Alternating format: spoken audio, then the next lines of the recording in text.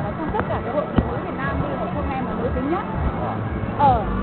Nếu mà trong khi đó thì hôm qua em nhận ra là em vẫn chưa đủ nữ tính. Không đâu, em sẽ nói kỹ cho anh là vì sao là em nghĩ rằng là em chưa đủ nữ tính. Vì cái câu chuyện mà các em bịa ra, cái câu chuyện cũ thì phải bỏ ra khỏi đầu. Câu chuyện có phần thôi. Ok câu gì? Anh thấy em thấy em chia sẻ là câu chuyện mới của em mà. Làm thế nào để tôi được tận hưởng tình yêu?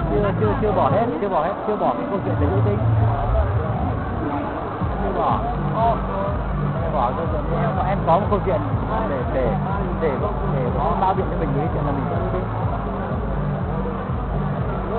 Mà bảo là nữ tính hơn này mình nữ tính hơn. Đầu tiên em muốn thành nữ tính là gì hả? Nữ tính là cái phần mà của mình bản chất là cái người tôi là gia đình hậu phương vững chắc. Phần đấy chính là đúng rồi, em đúng rồi, nhưng mà nữ tính ấy là cái phần hấp dẫn người đàn ông. Cái phần nữ tính là cái phần để hấp dẫn người đàn ông. Cái này là hấp dẫn. Đấy, một trong những cái hấp dẫn người đàn ông là ngoại hình, là cơ thể. Em thấy cái này nó có bản năng trong cái con người của mình này. Cái người đàn ông thích che chở với người phụ nữ, nhưng nếu một người phụ nữ mà giỏi hơn, mà mạnh quá thì tự nhiên mất cái thiên chức của cái sự che chở của người đàn ông. Thì cái người đàn ông người ta sống với mình lúc nào người ta cũng cảm thấy là nó như thế nào rất khó tả. Bản năng chưa hẳn rồi. Bởi vì là nhá, nếu như là trường hợp của bà Thất Trơn nhá, thì là có thể là ông chồng luôn là người đứng sau và người ta gọi ông ấy là người đứng sau. Thực ra người ta còn gọi ông là người đứng sau cơ. Cái người đứng sau này gần như là có cái bảo vệ ấy. Các bà ấy thì ra ngoài đường, ra ngoài xã hội nhá, bà là người cực kỳ mạnh mẽ nhất của thế giới luôn. Thế nhưng mà khi mà về nhà thì bà ấy lại luôn là kiểu như là rất là tôn trọng ông chồng, mà về nhà thì bà ấy vẫn làm những việc nhà để phục vụ ông ấy. Thế nhưng mà khi mà ra ngoài thì ông ấy bao giờ ông là người đứng sau, không bao giờ ông xuất hiện trước không súng cả, chỉ là người đứng sau bà ấy thôi. Thì chị nghĩ cái đấy chưa hẳn, mặc dù bà ấy cực giỏi nhá, bà ấy là người cực giỏi, vẫn chưa hẳn. Thực ra là người đàn ông người ta có thể không giỏi trong cái lĩnh vực này thôi, nhưng người ta sẽ giỏi trong một lĩnh vực khác. Đó là con này cô rất là yếu nữ tính ở cái hành động vừa rồi. Không rất lời chồng đang định nói không nhảy nhàng anh không đâu đang nguyên cái gì mà nguyên đang nói mà đây là anh tranh luận, anh nói đi anh. Đó rất là yếu nữ tính anh ạ, em chỉ là biết đi điều đây. Cái phần hấp dẫn người đàn ông và cái phần nữ tính. Cái nữ tính là cái phần hấp dẫn người đàn ông. Đấy. Thế thì phụ nữ thì có hai cái phần hấp dẫn người đàn ông là phần bên ngoài và bên trong. Bên ngoài là ngoại hình, hình thức này, tuổi tác này, và bên trong là bản dáng này, trong rồi, đấy nhá, bản dáng rồi. Thì cái bên trong chính là cái bản năng mà cái kiến thức tự nhiên phải đối với là sinh và nuôi, đấy, sinh nuôi và cống hiến tình yêu một cách vô điều kiện cho một người mình sinh ra và mình nuôi. Thì đấy thì cái đấy là mình phải có, cái đấy biết rất là đâu, thế đâu cần cái đấy. Thế thì cho nên những người phụ nữ mà mạnh mẽ, là một phụ nữ mà luôn luôn lấy cái sự thay đổi, lấy cái sự đa dạng ấy, làm cái động lực của mình. Thì khi về nhà phải có cái lúc điều chỉnh để biến thành cái người phụ nữ mà có cái đấy. Đi vào về đến nhà là phải nấu lúc đấy, và có vậy thôi. Câu hỏi của em bây giờ là vấn đề là khi về nhà em có là một người nữ tính không? Thế đấy mới là cái quan trọng thôi. Còn ở ngoài thì mọi người không nhận em nữ tính rồi. Người phía ngoài cũng là một vấn đề đấy, đấy cũng là một vấn đề đấy. Chồng thích ăn món này cũng là món khác, chiêu thức nó. Chiêu thức nó. Mày không biết mày thích món này thì nó không làm đấy. Có đấy chứ. Bởi vì mày kết quả là mày lắm mày nhìn thấy mặt mày ông là ghét rồi. Nhưng mà để được cái gì? Tại vì nó cứ thôi chị. Vấn đề là thế. Cuối cùng là mình vẫn đấy, em chỉ cái khiêu khích thế đấy. Lúc nãy em là Vinh nó đã chỉ ra cho em một điều là ngay trong cái bài tổng của em ấy, chị cực kỳ hiếu chiến, chị thích chiến tranh, thích hòa bình. Nếu mà anh ấy có vấn đề gì chị không kéo anh lại mà chị muốn đẩy anh đi, đấy là đúng là nó nói đúng cái tình yêu của em luôn. Không mày á, rất là bét luôn. Đấy, tôi làm thế nào mà tôi thoát khỏi đánh chồng của tôi. Thiếu ông chồng của tôi đấy. Thiếu, em phát hiện ra là thiếu ở chỗ đấy đó. vậy là bây giờ là phải dành chi tiêu ra để mua một bộ để đi ra ngoài đi làm, một bộ giống như kiểu đi cưỡi ngựa là phải bốt đồ xô rồi là các thứ đấy để đi ra ngoài làm, về nhà là phải lão tỏ thái lòng hòng. Em nói điều rất đúng đấy. Dạ. Em nói điều rất đúng là phụ nữ đừng quên mất rằng ở nhà cần mặc đẹp nhất. Đúng rồi. Phụ nữ đừng quên cái điều đấy. Đi ra ngoài cho phấn cái quả đấy ở nhà. Có thế không? Có quên không đấy? Đấy, đây là cho mình nhà ấy, để mặc thật đẹp, nhưng mà trong nhà ấy, mặc đồ, đúng không?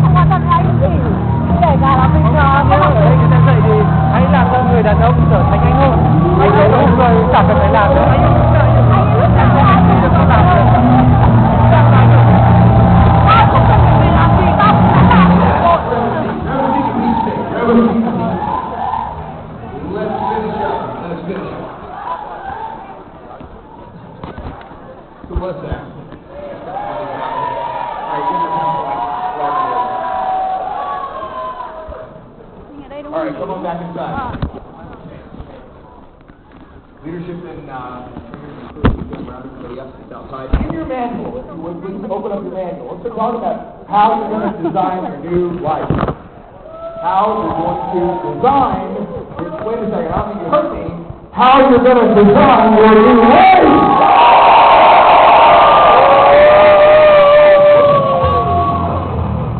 Page 134. 134. 134. 134. Where are you? Go outside.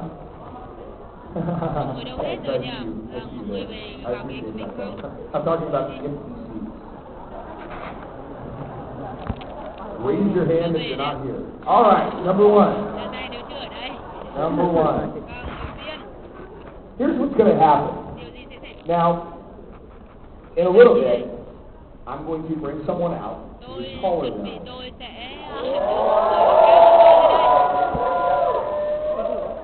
And it's not? No, that's not me. And this person is going to, you know, very, very, very well. He's going to take you through final instructions and get you ready to go out of here and do it. But let me give you an overview of exactly how you're going to do this. First thing you're going to do, number one, you're going to clarify your destiny. You're going to clarify your what? Clarify your destiny. Now, how do you clarify? How do you possibly clarify your destiny? Well, you remember yesterday morning we did that result creation workshop? Who remembers that? Say yes. You guys enjoyed that, by the way? During the result creation workshop, the very final thing that we did, and they remember, was I had to write what type of person would I have to become in order to achieve my ultimate destiny. So what you're going to do is use that description that you wrote down as a launching point to clarify your ultimate destiny. Number two, you're going to ask yourself, what do my highest values need to be in order to achieve my ultimate destiny? You're going to review your current list and ask, what do I gain by having this value in this position on my list? What could it cost me to have this value in this position on my list? What values do I need to eliminate in order to achieve my ultimate destiny? What other values do I need to add in order to achieve my ultimate destiny? What order, number 7, do these values have to be in, what order do they have to be in. Might want to underline order do they have to be in. Tôi phải trả những giá trị nào. And then number 8, Khi mà xếp you're going to make sure there's no conflicts in the hierarchy, and the priority of your towards values. Your towards rules. Now, you want to make your towards rules, moving towards rules, the rules for your values. You want to make them easy to accomplish, easy to experience, or hard to experience. You're moving towards values. Which one? You got it. That's right. Đều muốn những cái nguyên tắc rất là dễ có thể đạt được, đúng không ạ? Càng dễ càng tốt. So make it easy to experience. Language or rules such in a way such as anytime I. Đó là khi mà chúng ta viết một cái câu, một cái đoạn từ và là bất kể khi nào tôi. But khi mà chúng ta viết cái quy tắc ra ấy, thì chúng ta phải làm thế nào để nó dễ đạt được, càng nhiều càng tốt. Vì vậy chúng ta viết một cái đoạn câu từ đó là bất kỳ khi nào tôi. Sau đấy chị điền You want a lot of ways to feel good. Ví dụ như là để cảm giác là hạnh phúc thì chúng ta biết là bất kể khi nào tôi cảm giác như thế này. So anytime I do this or I do that or I do this or I do that or I do this or that, I feel healthy, I feel loved, tôi cảm giác I là feel được yêu successful. thương, tôi cảm giác là Whatever thành công. your value is that you have. Anh chị biết những cái You quy tắc must be in dành cho giá control. trị The outside world does not determine your experience. You're towards rules. You turn over page 135. You're away from values. Những cái giá trị mà các anh chị muốn xa rời đi. You're going to brainstorm. Chúng ta sẽ lập We're lại. going to brainstorm Chúng ta a sẽ list of suy away nghĩ lại xem là from values based upon the following question. What emotional state do I need to avoid indulging? Please underline the word indulging in to achieve my ultimate destiny. để có thể đạt được mệnh. So what do I need to avoid indulging in, wallowing in? Trạng thái tình cảm nào tôi phải tránh ấp My ủ? Anh chị gạch view cái dưới cái từ is ấp ủ ạ. rejection was on, or not rejection, let's use a different one. Như là Let's use, where was our friend Stevie over here? Disapproval. Let's imagine for a moment she still had disapproval on her list. She was disapproval from others. Không được ai, mọi người đồng ý với mình ấy. Might you ever feel others were a little disappointed in you or something like that just for a moment after you go through this seminar and feel a little disapproval? Might that ever happen? Yes or no? Oh yeah, but you just don't want to indulge in it, wallow around it, be in it for long periods of time like some of us have in the past, and those negative states. Which away from values, number 2, do I need to avoid most? Avoid most in order to achieve my ultimate destiny. Put those values into a hierarchy, put them into a priority. Away from rules. You want to make it hard to experience your away from values so that you would have to do something consistently to experience the negative. Something consistently to experience the negative. So you want to language your away from rules so you make it hard to experience. This is where the language becomes very important. So in other words, the rules, you language them in a way which is only if I were to consistently. So I would feel rejection, or I would feel anger, or whatever it is that you're having as an away from value. The rule will be written in a way where you say, I'll experience anger, for instance, only if I were to consistently do, and then you work on the wording. Believe in the illusion, and then focus on the false belief. I'll feel anger only if I were to consistently focus on the false belief that others have wronged me, as opposed to realizing that A and B. You'll see how this word plays out when I show you an example. You'll also, number 3, want to state the solution for your way from rules as part of the rule. I avoid consistent illusion of failure. The rule might be, I would be experiencing this only if I were consistently focus on the false belief I can always fail, instead of realizing that, for instance, I have succeeded anytime I learn, grow, or give 100%. Examples from values and rules is that the wording. So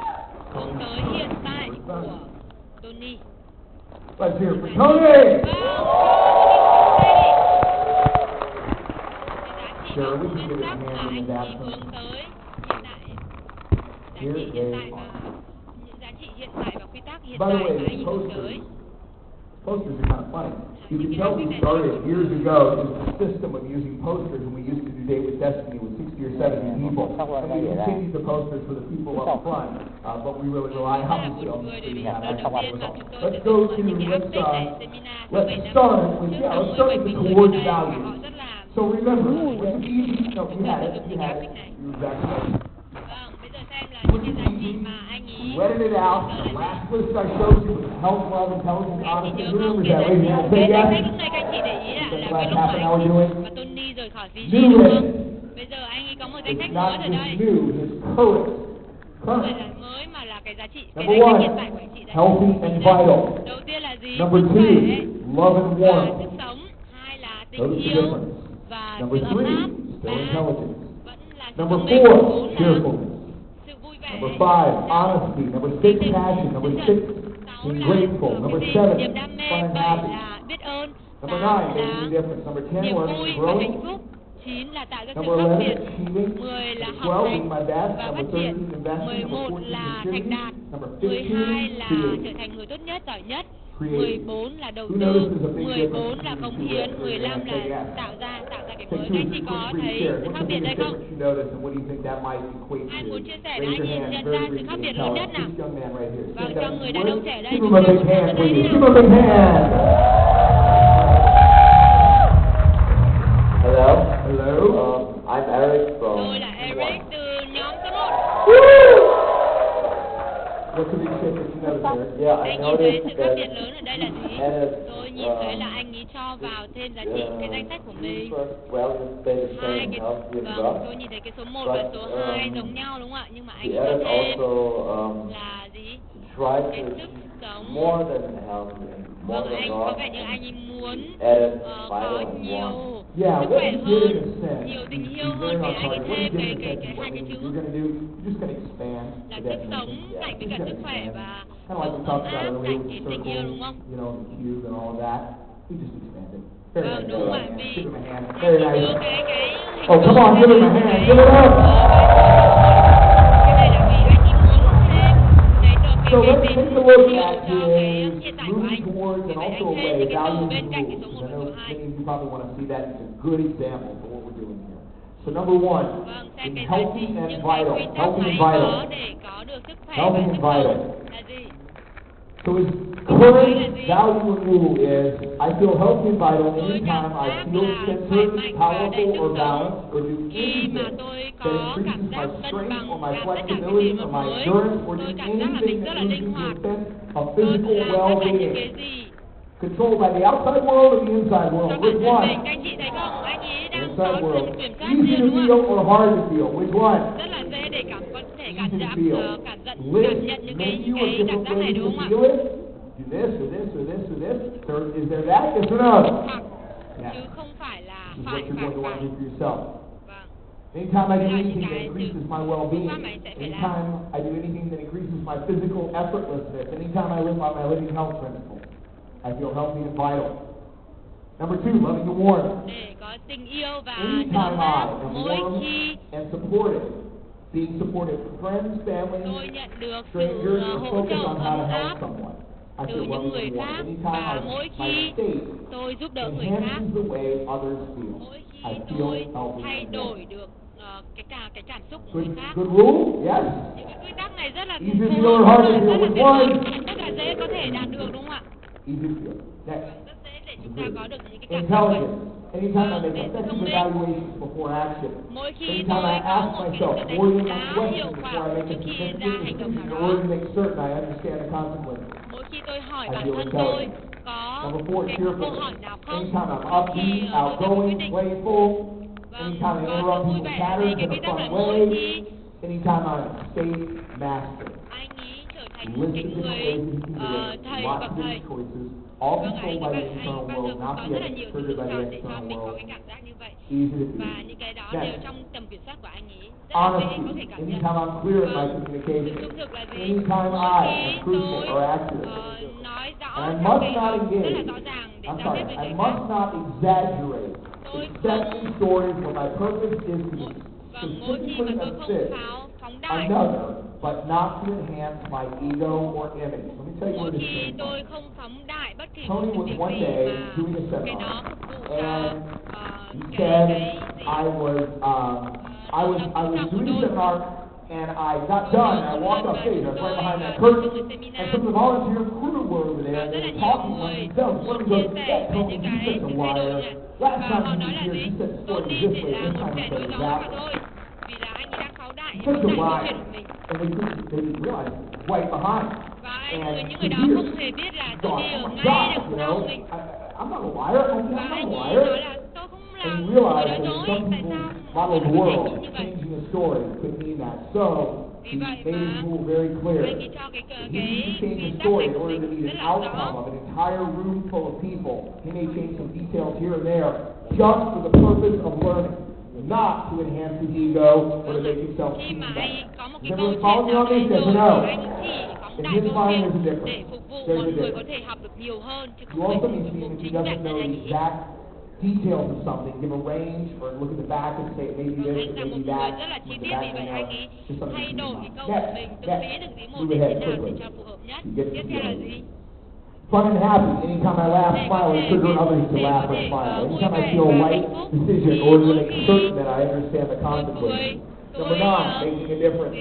Anytime I look at the positive Mỗi khi impact một my người life, thoughts, and my actions have had on either myself khi or mà anyone tôi else. cảm giác được tạo ra Anytime một I cái look at what điều khác biệt là mỗi they lần have tôi already done, meaning someone else, they've nhìn already, thấy một I'm cái sorry, tác động his tích life cực actions have cho already bản done. thân tôi. Anytime I notice Những cái that tôi something nhìn thấy I've những created is cái adding thay value đổi and tích cực positively cho enhance the suy quality nghĩ of của other tôi. people's lives, I feel like I'm making a difference. Anh có rất là nhiều cái lựa Learning chọn and growing. để Anytime học I và make a phát new triển. Mỗi distinction khi with people. tôi tìm Anytime ra I được stretch một myself, cái give me sự new khác biệt, possibilities. lợi ích. Anytime I Mỗi khi tôi expand and vươn become vai more mình, effective. mỗi khi tôi Anytime phát I triển mình để có apply thể anything hiệu I quả know in a hơn, mỗi positive way. khi tôi áp dụng được một cái điều Number tôi 11, học một cách hiệu quả, achievement. thành đạt. Achievement. Anytime I focus on the value my life has already created, set an outcome and make it happen or do something greater, learn anything or create something of value, I feel like I'm achieving. Thì lúc đấy tôi cảm giác là tôi đang thành đạt. Cái gì nữa? Number 13, I'm sorry, number 12, being my best. Anytime I give 1,000%, anytime I get better, anytime I add something that expands quality, anytime I demand more from myself than what I expect, anytime I create a result that is far beyond the normal and what seems to be on the top of my mind, I feel like I'm at my best. Anytime I do any of those things. Making sense to everybody? If it does, raise your hand and thunder it out. Say yes! Keep your energy high. Keep your energy high. Next, investing. That's okay. Invest. Number 13. Anytime I do anything that has the potential or possibility for greater value in the future. That's not just investing financially. That's investing in people. That's investing in himself. That's investing in his own learning and his future. Mỗi khi tôi That's làm được một financial cái gì investment đó as well để as tạo time investment. một cái Okay, tương lai tốt moving đẹp away hơn. from values. Let's take a look at Những cái those. giá trị mà anh nhìn Let's go này to tránh the đây, values and rules. những cái giá trị và cái And cách those mà anh values nên tránh and đây. rules. Thank you. Number 1 is current moving away from values. I'm consistent and unnecessary worry. Và đó là những cái nỗi lo I would lắng feel không cần consistent thiết. and unnecessary worry only if I would consistently become upset about things before they happen, or consistently fearful about things that might not happen. Only if I were to consistently focus on the worst that could happen, or focus on unnecessary pain instead of remaining centered and remembering I can deal with whatever comes my way if I create những an cái effect. điều mà xảy ra đó không trở thành Away from rule. Easy to feel or hard to feel? Which one? có thể dễ hay là khó. Oh, come on. Easy to feel or hard to feel? Which one? Rất là dễ hay là khó. Hard to feel. Rất là khó để có thể cảm nhận được những cái Number như này, đúng 2, không ạ? consistent debilitating anger or resentment. Only if I were to consistently focus Niềm tức giận hay on là what I hate about a person or somehow is wrong without interrupting the pattern and realizing that people always do the best they can with the resources that they have, and tôi I biết love là all những cái of you. người mà làm việc cho So tôi họ within không each thể hiện rule hết there is mình, a term. dành hết sức mình để Number thực 3, hiện mà tôi consistent muốn and làm. appropriate harshness. Cái gì thứ ba? Only if I were to consistently, what he would say, the metaphor that he uses is shoot a cannon at a rabbit. In other words, overreact Đó là in a chỉ khi situation. mà tôi là Consistent vulgarity. cái gì nhỉ? Only if I were to consistently use tasteless, crude, uncouth, or graceless behavior or language, except when I utilize this language as a pattern to interrupt or in the context of a therapy, seminars, or other, to develop reform or break a pattern, especially with youth at risk. Where this really started out is where many people are offended by the word we all know that begins with F. Và chỉ khi mà In tôi many đổ lỗi cho những người cultures, khác mà thôi. many, Và young trong people, youth at tổ risk, chức rất là things nhiều like that. seminar và That word is not offensive, is it? Yes or no?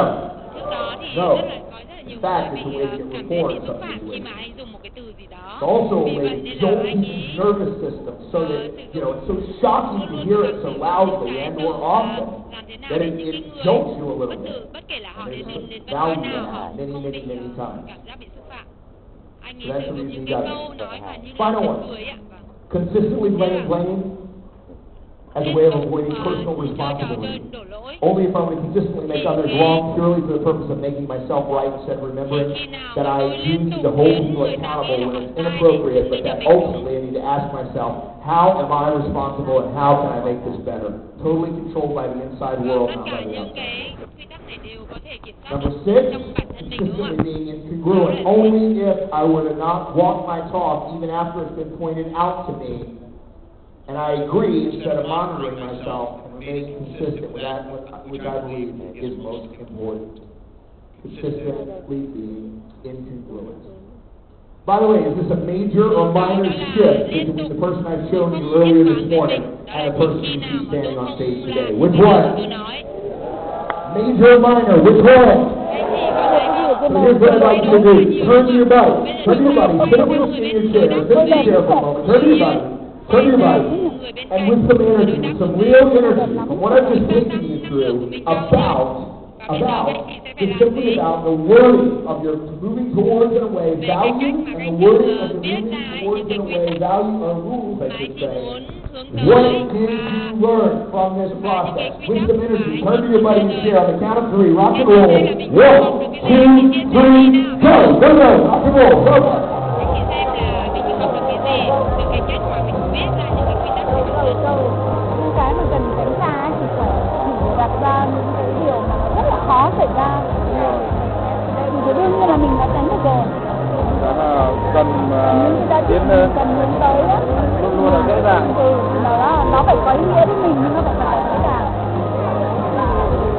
Mình sẽ dễ dàng. Thế mà mình cũng phải thay đổi một vài cái mong muốn. Cái bài tập vừa rồi nó chỉ là một cái bất thần lúc đấy mình nghĩ thôi. Anh thấy không? Hôm nay nói chuyện là More energy. Share with your buddy. Share with more energy. Share with more energy. Rock and roll. Go, go, go. 2 ngày nó bỏ ra 2 ngày nó vào TV nó mới ra được cái bản mới này. Còn 2 ngày, 2 năm. Không, 2 ngày nó thay đổi ra cái bản after đấy, bản sau đấy. Xong rồi đến 2 năm sau thì nó mới là cái bản bây giờ. Bản bây giờ là mới. Thế còn cái mà nó là TV xong là nó ở đấy 2 năm. Đúng à? Vâng. Tiếp dịch. Cái bản đầu tiên của thằng Nhang, xong rồi nó quay về đảo bao nhiêu lâu mới ra cái bản mới? 2-3 năm thì đúng không? Đúng không? 2-3 năm nữa đúng không? Đấy, 2-3 năm nữa. Sơn, mình sẽ bảo bọn nó Sơn nó lấy bản bảo Sơn nó lấy cho mình. Tony nữ ở Việt Nam.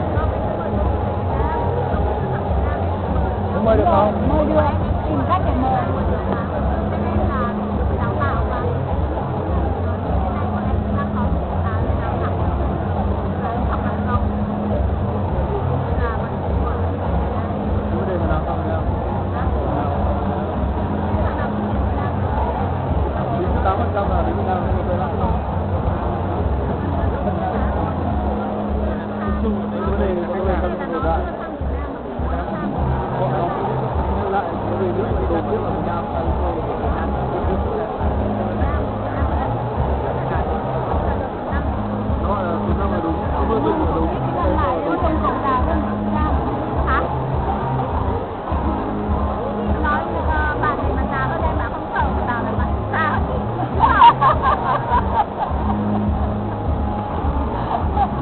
bạn ở Việt All Nam. right, give everybody a high five and a giant big five ovation on the count.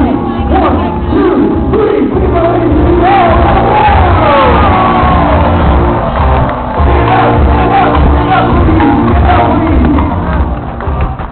on, come on, big job, grab the back and get a bigger and bigger swing up the side. 1, 2, 3, go!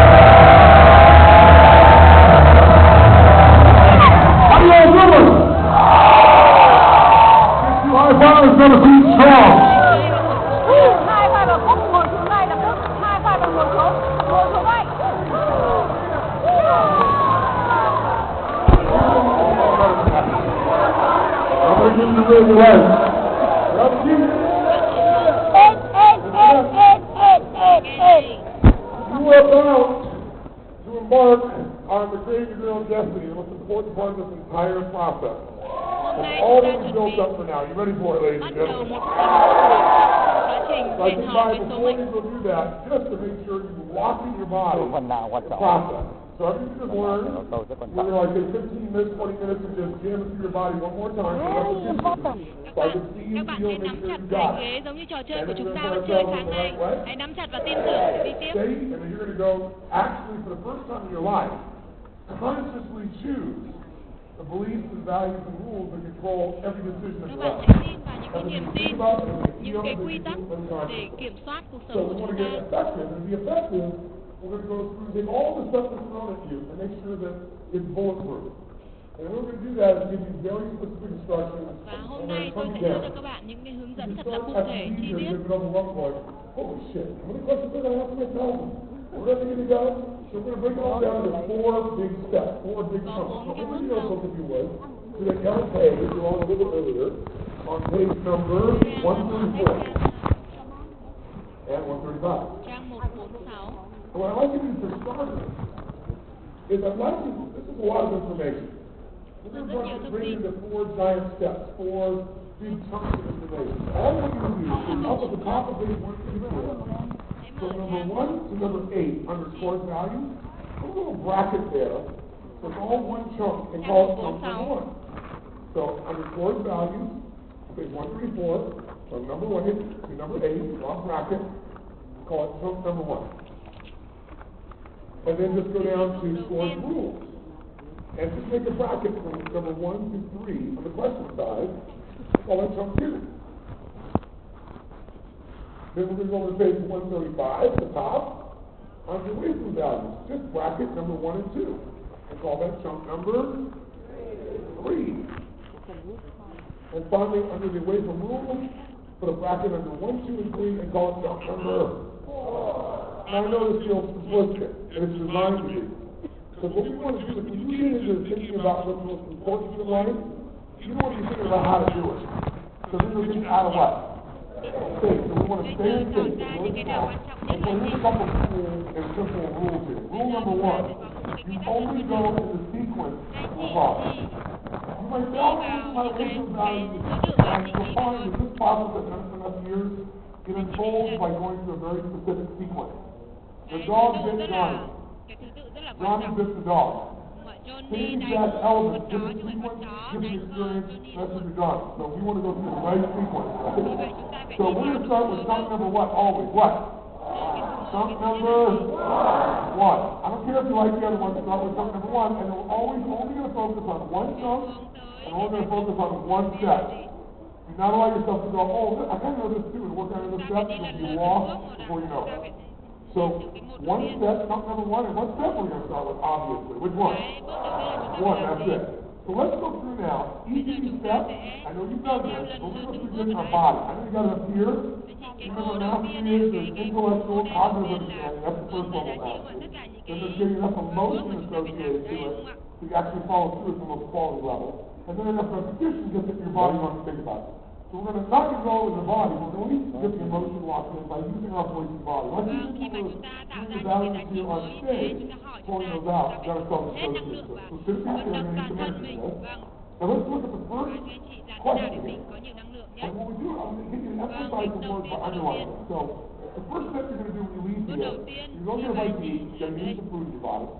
And then while you're getting a bite to eat, you want to start thinking about what is my ultimate destiny. Now, truthfully, anyone in this room, you don't know the exact thing. It's not about I'm going to be X person on the President of the United States. I'm going to come with your goal. Your destiny is ultimately who you're going to become and what you're going to create and give in this lifetime. And how many of us think the kind of person you want to be in this lifetime, regardless of those other people? You say, that's what we really want. And many of you even have a sense of what you want your life to be about. Nhiều người còn biết là cuộc sống của mình phải như thế nào, đúng không ạ? Vì vậy chúng ta sẽ phải nghĩ lại xem là chúng ta xem là mục tiêu của chúng ta là gì, và tôi sẽ đến đúng cái đích đó. Các anh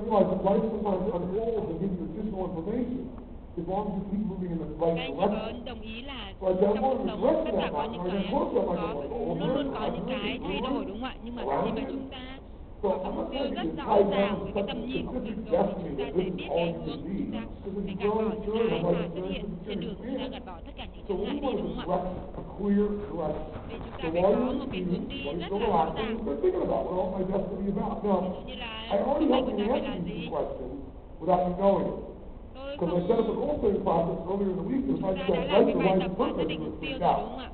But what I said is that what are all the things you want for the next 5, 10, 15, 20 years? Remember that? And then at the end, you have to pick 4 things, remember? And then I ask the important question the whole process. What kind of person would it take cái người to achieve all that đó you phải want? là như thế nào để And có you thể decide đạt the được kind mục of tiêu person của would take to mình. achieve what you want. So you can actually go read that, and it'll tell you the direction of destiny. Don't do it now. Anh chị có lát nữa anh chị có thể quay lại cái But quy while trình mà you're anh chị doing lập it, ra you're mục going to tiêu. ask yourself questions. Và And bây giờ ask các yourself chị what? phải hỏi chúng ta những cái câu Watch hỏi như this. I nào, would say, ask yourself, hỏi bản thân mình như nào. did you hear the difference in the audience? Now you all have been trained and conditioned to work together to develop the answer to train your body.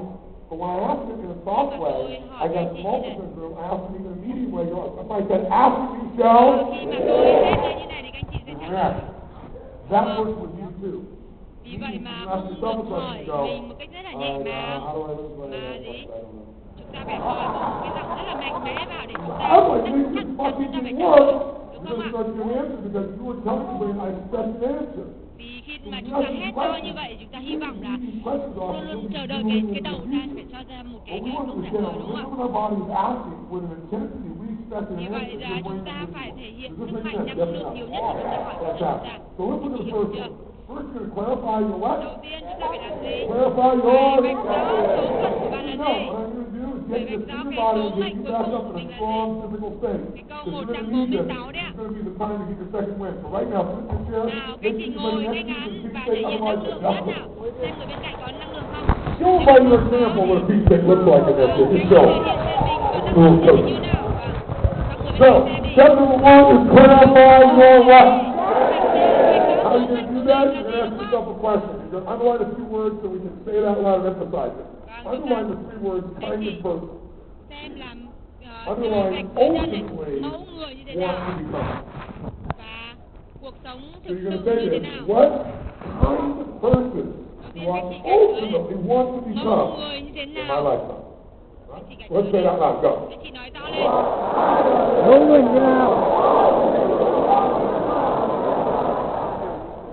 Try it again with emphasizing the words with the underline.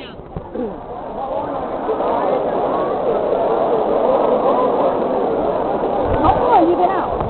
Mẫu người như nào? Mẫu người như thế nào? Cuộc đời của tôi. I'm really glad I came by. Let's try the second one. We're going to underline it. It's going to be a little more clear for you.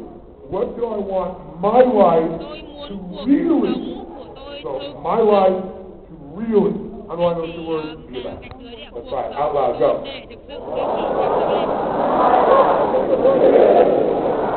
Do that again. Very good. Very nice. By the way, how many of you have a good idea already of really what you ultimately want your life to be about? How many of you have a good sense about it? So what it is like a general direction of target, not locking yourself down, opening yourself up. Does that make sense? But this is where we're going to design our value for, because otherwise we know where we're going. What do we design these values for? You'll design what you like. What you like right now, what you value right now, will not necessarily lead you to the ultimate destiny you want. You got to start with the outcome in mind and then design our values.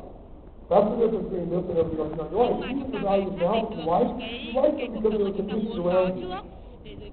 They're conditioned by some earlier blueprint experience, by what somebody gave you reward for, or significance for, or certainty for. So we want to consciously choose for the first time in our life the actual process that controls what's important and what we're going to do and what we're going to do. Okay. So this is the first step.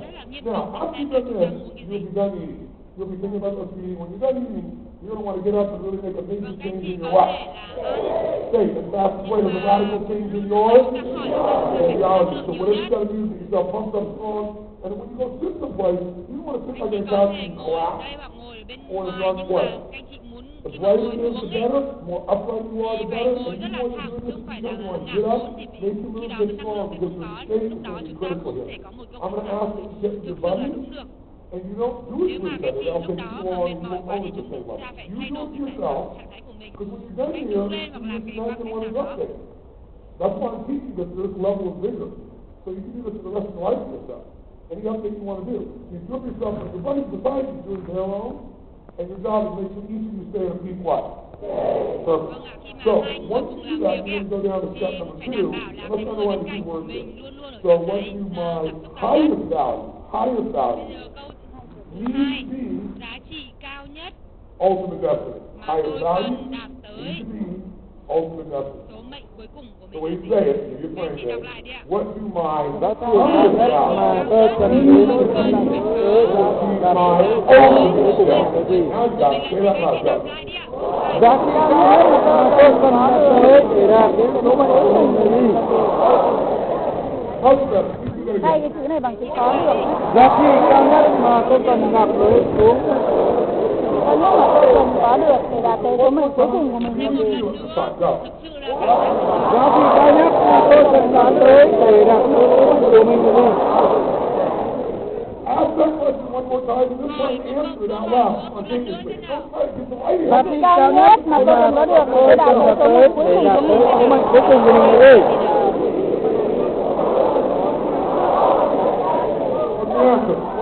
What's the answer? What's another value that needs to be really high? What's another one that needs to be really high so you achieve your ultimate destiny? Come on, what else? What else for you? Okay? And all you do is you write these down. You write it down, you start to bring it to the moment you get it spot.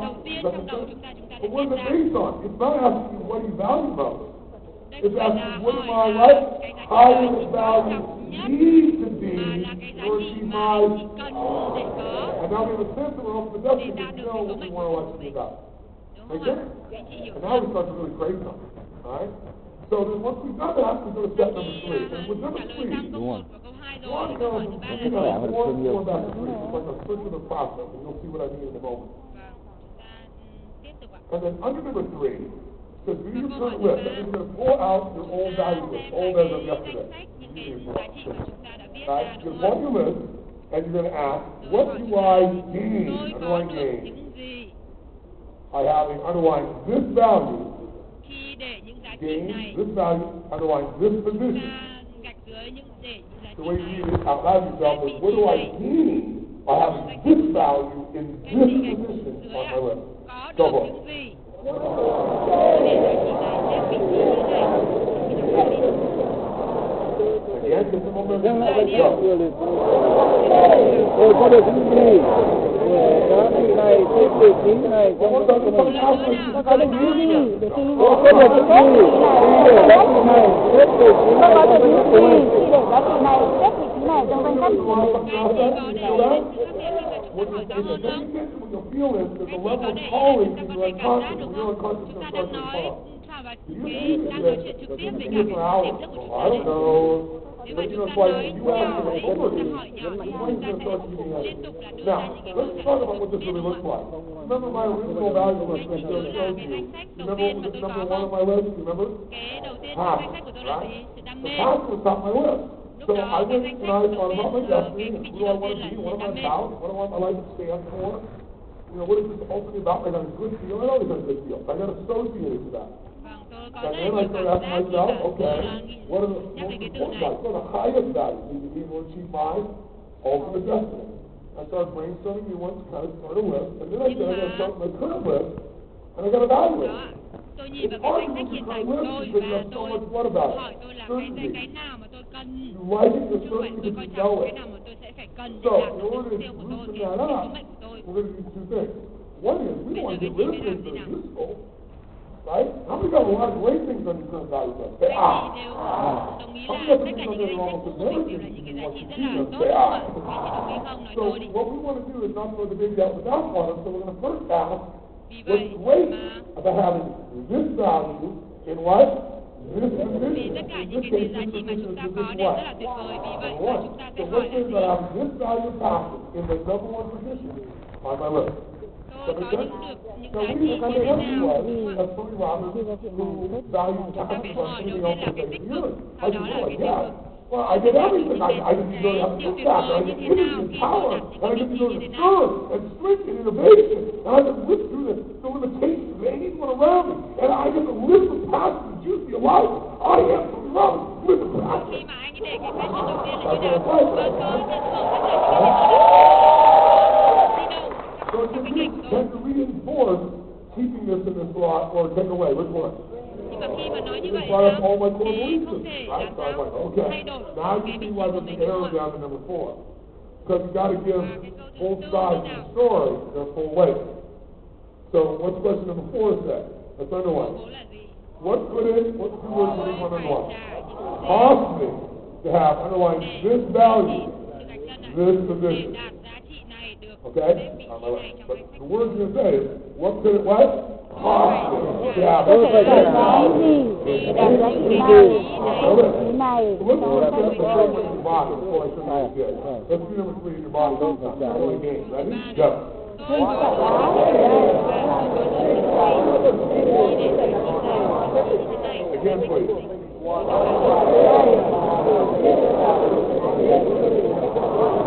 This one, you can just Nào, đọc rõ lên get nào. your body involved. tôi phải Go. trả những gì để đạt giá trị này. So I said, look, here's Này, my tôi good. rồi. Khi đó tôi trả lời có rất là nhiều, có rất là nhiều thứ thế này. Now, what we do next? Go to step number 4 and read the way you're going to read it there. Go. Tôi phải trả giá những gì để đạt So you can read your body. Do it again. Chị đọc đi, đọc lại đi nào. tôi phải làm những gì để đạt giá trị này, thực xếp vị trí này trong danh sách của tôi phải trả những gì để đạt giá trị này, được xếp ở vị trí này trong danh sách của tôi phải trả những gì để đạt giá trị này, được xếp vị trí này trong danh sách của tôi. Các anh chị có để ý không ạ? Cái lần thứ hai mà chúng ta hỏi ạ, chúng ta thực sự là muốn có câu trả lời, nhưng mà cái lần cuối mà chúng ta hỏi không xong ý, thì là cái năng lượng chúng ta để vào rất là nhiều, vì vậy thì chúng ta mới có được cái câu trả lời. Nếu mà chúng ta do dự thì cái năng lượng mà chúng ta đặt vào cái câu hỏi rất là ít, đúng không ạ? Vì vậy nếu mà chúng ta thực sự là muốn câu trả lời thì chúng ta phải đặt hết năng lượng của mình. Vậy thì cái câu hỏi này thì giá trị này được xếp vị trí này trong danh sách của tôi phải trả những gì giá trị này được xếp vị trí này trong danh sách của tôi. Tôi phải trả những gì để được giá trị này, được xếp vị trí này trong danh sách của tôi. Khi mà chúng ta thực sự là cương quyết thì bắt đầu chúng ta mới nghĩ đến những câu trả lời, đúng không ạ? Đó là nếu mà khi mà tôi hỏi tôi như vậy thì tôi trả lời tôi là gì? Tôi sẽ không thể thực hiện được sứ mệnh của tôi sẽ không được ở đây vì tôi không có sức khỏe của mình được.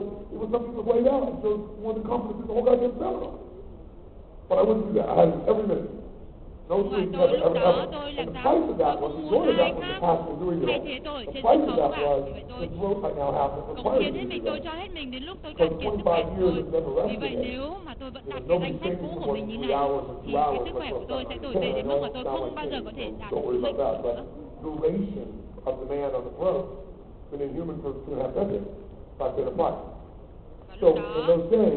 đã phải trả cái giá rất đắt đỏ. Trong quá khứ ai đã làm những cái điều rất ngu ngốc thì giơ tay.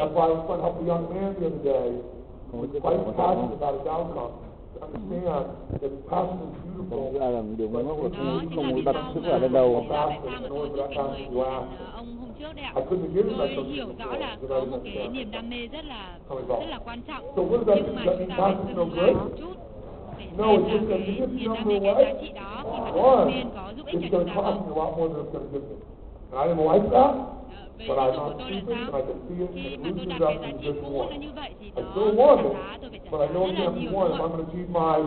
Và tôi vẫn muốn có những cái giá trị đó, nhưng mà tôi muốn cái gì nhiều hơn, tôi muốn đạt được sứ mệnh của mình nhiều hơn. Tất cả chúng ta đều đang bị khóa mình trong những cái giá trị của mình, cái hiện thực giá trị của mình, bây giờ chúng ta phải thoát khỏi nó. Việt Nam một cái cao hơn rất nhiều. And I asked question number 3 after that one. Vâng, anh chị đọc lại câu hỏi thứ 3 đi ạ. Xem lại danh sách rồi liệt kê và ra và hỏi tôi có được những gì để giá trị này xếp ở vị trí này trong danh sách của tôi. Tôi có được những gì để giá trị này xếp ở vị trí này trong danh sách của mình. Tôi có được những gì để giá trị này xếp ở vị trí này trong danh sách của tôi. Đó, khi mà tôi có niềm đam mê và tình yêu thì có tình yêu của tôi rất là sâu đậm. They can handle that. Some people can't handle that either, but that's easier to handle than passion. So it's like, that's what life is. That's what life is love. God is love. I am love. That's what we're made for, is love. Cuộc sống là tình yêu. Don't think people are happy when they're not expressing their love. They're holding back their love. What do I gain? I gain life. I gain who I am. Và sau đó, nếu mà tôi đặt cái vị trí này thì tôi có được cuộc sống của tôi, có được tình yêu của Chúa. Đấy, chị hỏi tôi phải trả những gì để giá trị này trong danh sách của tôi. Tôi phải trả giá vị trí này trong danh sách của tôi. Khi mà tôi đặt số 2 là tình yêu, Tôi phải trả giá mà. là tôi chẳng có gì cả. Các chị hiểu không? Để đáp. Các anh chị phải hỏi mình, hỏi đi hỏi lại để chúng ta có một cái câu trả lời nhất quán được. Mình hiểu không? Made it valuable a long time ago. They dealt with consequences. The problem was the consequences were led to somebody who was a source of love for you, or respect for you, or significance. And their approval or support or love or economic remuneration or whatever different stages of life helped to shape these values. You need to do it consciously for your whole life based on your whole destiny. Rất nhiều người chúng ta có những cái giá trị mà chúng ta có từ trong tiềm thức của chúng ta. So, once you've done that, you Vì vậy chúng ta phải hỏi đi hỏi lại với nhiều năng lượng nhất để có được cái câu hỏi nhất là câu trả lời hiệu quả nhất. You'll start having that. You do at least 3 to 4, maybe 5.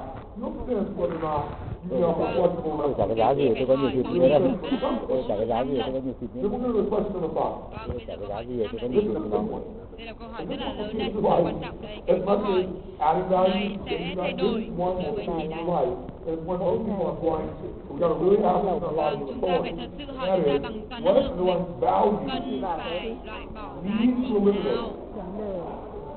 Cần phải loại bỏ giá trị nào? Cần phải loại bỏ giá trị nào? What value Cần phải loại bỏ giá trị nào?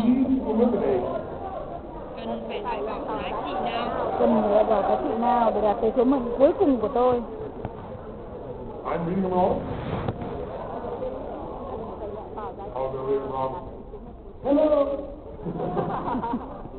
Here we go. Oh, after reading it in your language is what you're doing?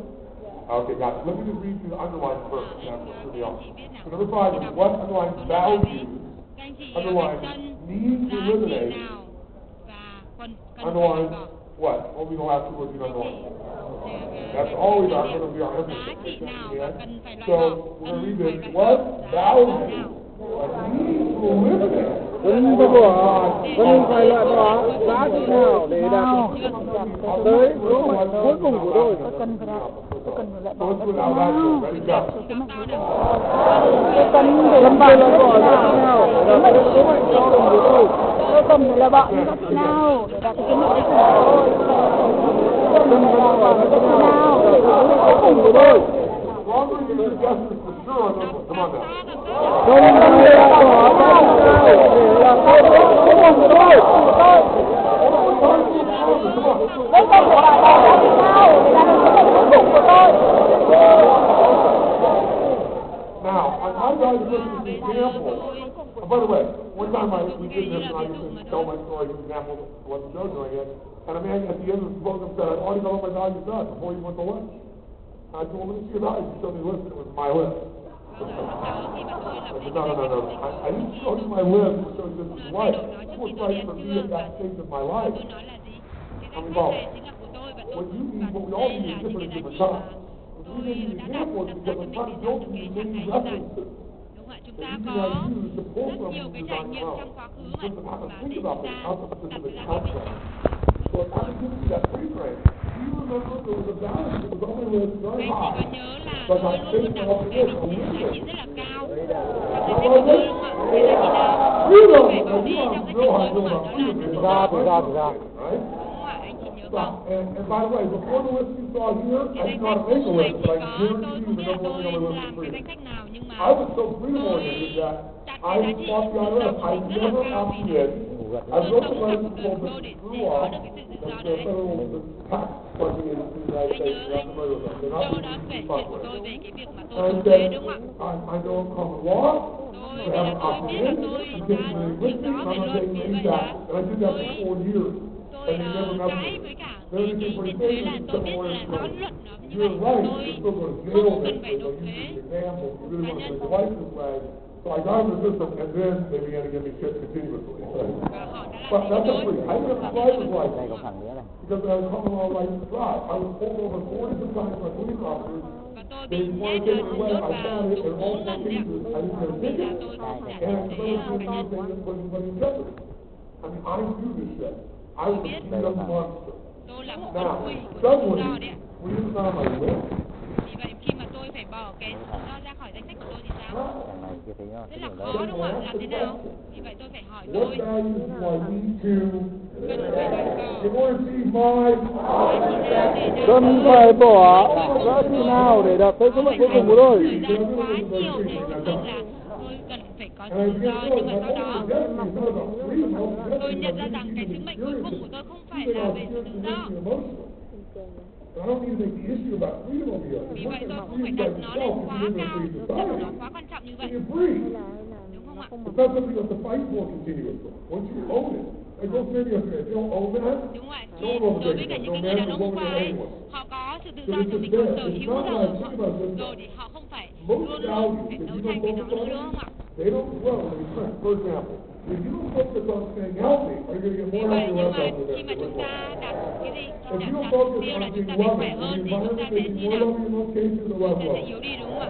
khi mà chúng ta đặt mục tiêu là cái sự tự do quá cao thì thực ra là chúng ta sẽ không có sự tự do đó, đúng không? Đó là những cái giá trị, một trong những giá trị rất là hiếm mà chúng ta có thể có khả năng sở hữu nó, ví dụ tình yêu hay là tự do mà chúng ta bản thân chúng ta đã có những sở hữu những cái đó. Và khi mà tôi bỏ những cái giá trị này ra khỏi danh sách của tôi, và lúc đấy tôi busy và không có điều hòa, tôi tắt hết cả ngồi. Tôi không nhớ là tôi ra khỏi đó bằng cách nào, nhưng mà tôi dành tối thiểu là 3-4 tiếng trong một cái giá trị, làm thế nào để tôi thay đổi như này như kia. Vâng ạ, tôi suy nghĩ rất là nhiều vì sao tôi cái về cái sự tự do của mình. Vì sao? Vì tôi là một người đàn ông, tại sao tôi phải bỏ nó đi, đúng không? Và cuối cùng tôi đã quyết định là bỏ nó đi và tôi treo nó lên trên tường như này, đóng khung vào. Và cái chữ tự do đấy, treo lên cái khung như này, chữ tự do đây, và treo nó lên. Và biết là tôi đã có sự tự do đó và tôi là một cái I felt more what? Khi mà tôi bỏ cái sự tự do ra khỏi danh sách của tôi thì tôi cảm giác như nào hơn? Tự do rất nhiều hơn, tự do rất nhiều, đúng không? Ví dụ như một cái người đứng ở đây, những người đàn ông mà đứng lên cái khoa đứng ở trên sân khấu ấy, họ không phải thể hiện cái gì, họ không phải tranh đấu cái gì cả, họ phải thể hiện mình là sự tự do, đúng không? I'll say one of the values of life, there's a value in life where you can just pull it off the list. One for sure is respect. Anybody that puts off the list is always angry, always. And they'll tell you not. I'm not angry, I just need to respect. Why are they always angry? Because respect, you have to measure it all the time. Once you totally respect yourself like freedom, there isn't any respect. Once you absolutely respect yourself, you may like it that other people approve you or don't approve you, but self-respect is not enough. You know who the hell you are. And so the more you focus on trying to be more respected, the less respected you are, like the person trying to like it. How many of all say, So I'm saying there may be a few that if you live with, if you really do love, that you might have to put in your Hall of Fame. And just go, you know what? They served me for so many years, I love them. But you know what? Maybe my own suggestions, they get to now have a great place for the honor, but they no longer drive my life. Does it make sense? Cả đời mình để đạt được cái tình yêu của No, họ, yes, I nhưng mà know. họ có thể làm thế nào để họ có thể bỏ nó ra khỏi danh sách của mình, họ có thể treo cái đó lên What would you do? vì họ luôn luôn Accept it. Give them a hand up. Absolutely right. Give them a hand up. Absolutely right. Absolutely right. But as long as he needs to be accepted, he's now a monkey tied to a buzzer.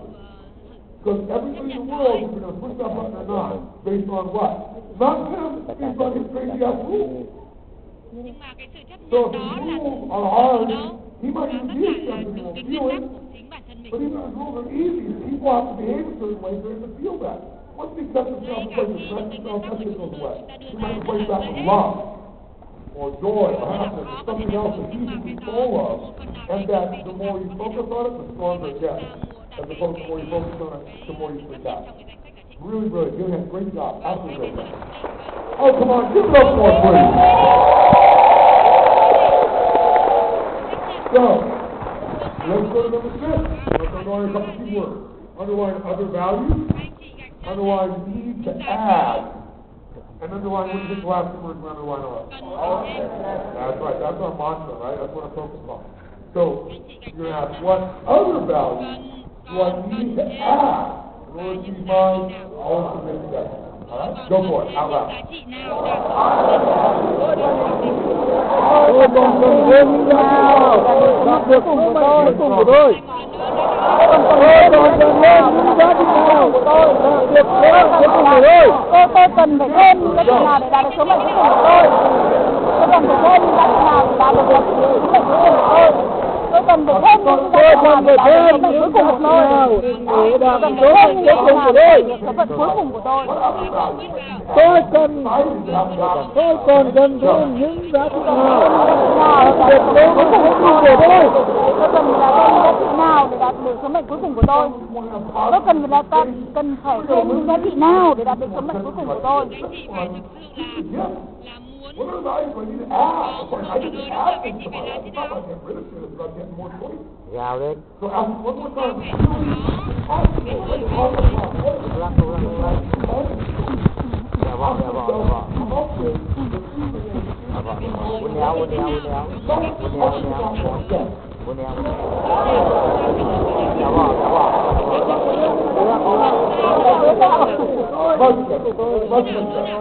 cần thêm những giá trị nào để đạt được số mệnh cuối cùng của tôi.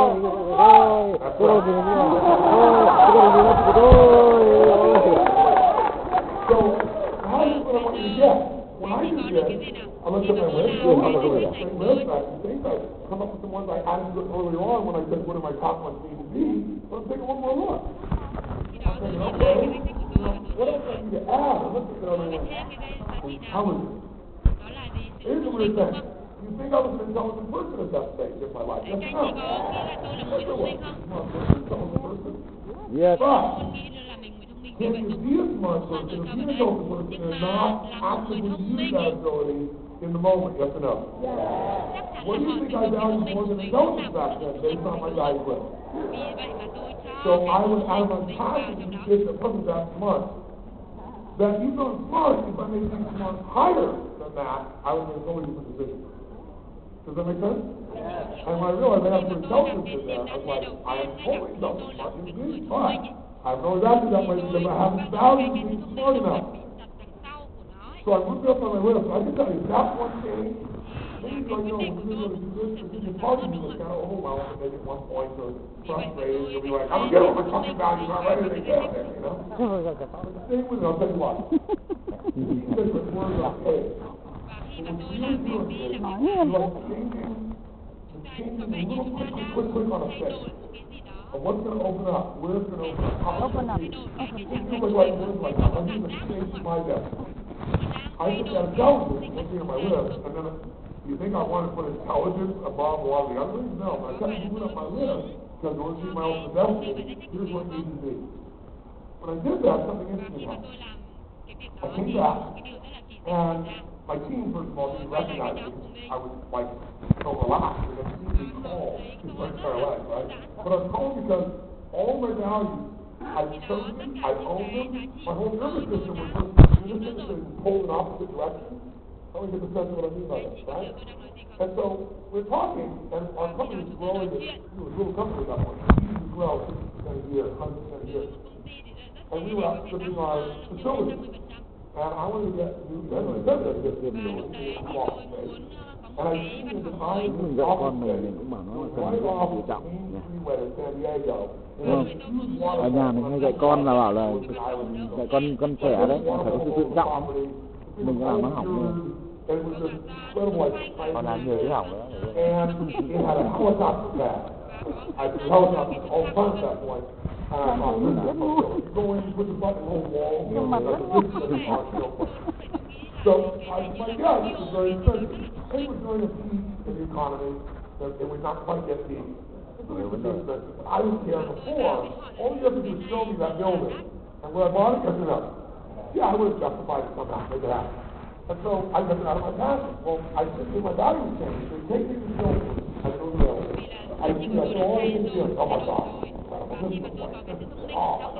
Oh, this is going to be helicopter pad. Oh my God. This cross a bridge over to get to the front door with water going down to the lake. We go inside my people outside and they know we're going to move here. And I don't you guys find to move here. And so then we keep afterwards and go, so when do we move in? I said, whoa. Beautiful. You see these nice things you've ever seen. And I didn't say that. I noticed them. What do you mean? They've only gone up to them, well, it was like 7,000, whatever, 5,000 square feet. And right now, we need that.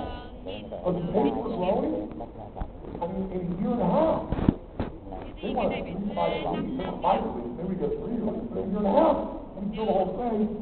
And then we have to wake up the team and get some of the space on going next door. I don't get the smart one. I must do this. But to do that and deny it right, that's not fun. I'll never forget that meeting, and I got four of my best friends and people working for my partner at the time, all gone, like sitting on the table looking at me, going, what the hell happened to him? They're all disappointed because they knew this was going to happen.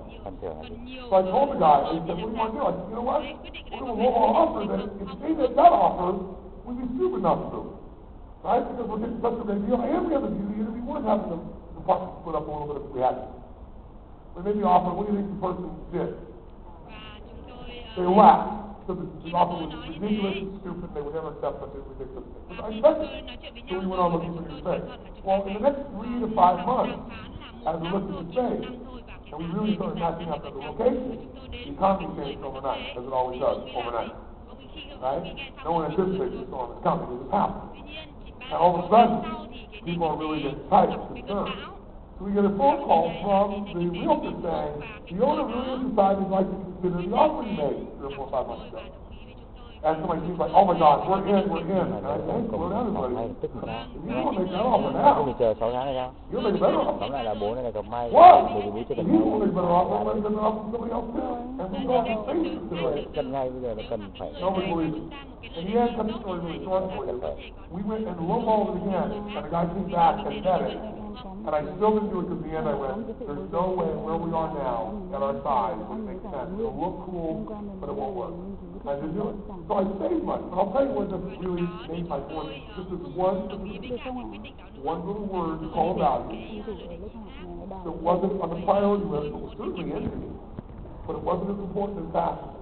Moving it up, maybe negotiating deals that time also with the people wanting to do a TV show, an infomercial.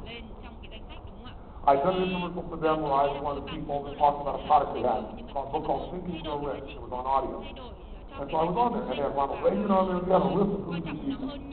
So when you're the focus group, supporting the focus group, I said, I want to do a show like this, I'd love to partner with you guys. And they were like, thank you very much, don't call us, we'll call you.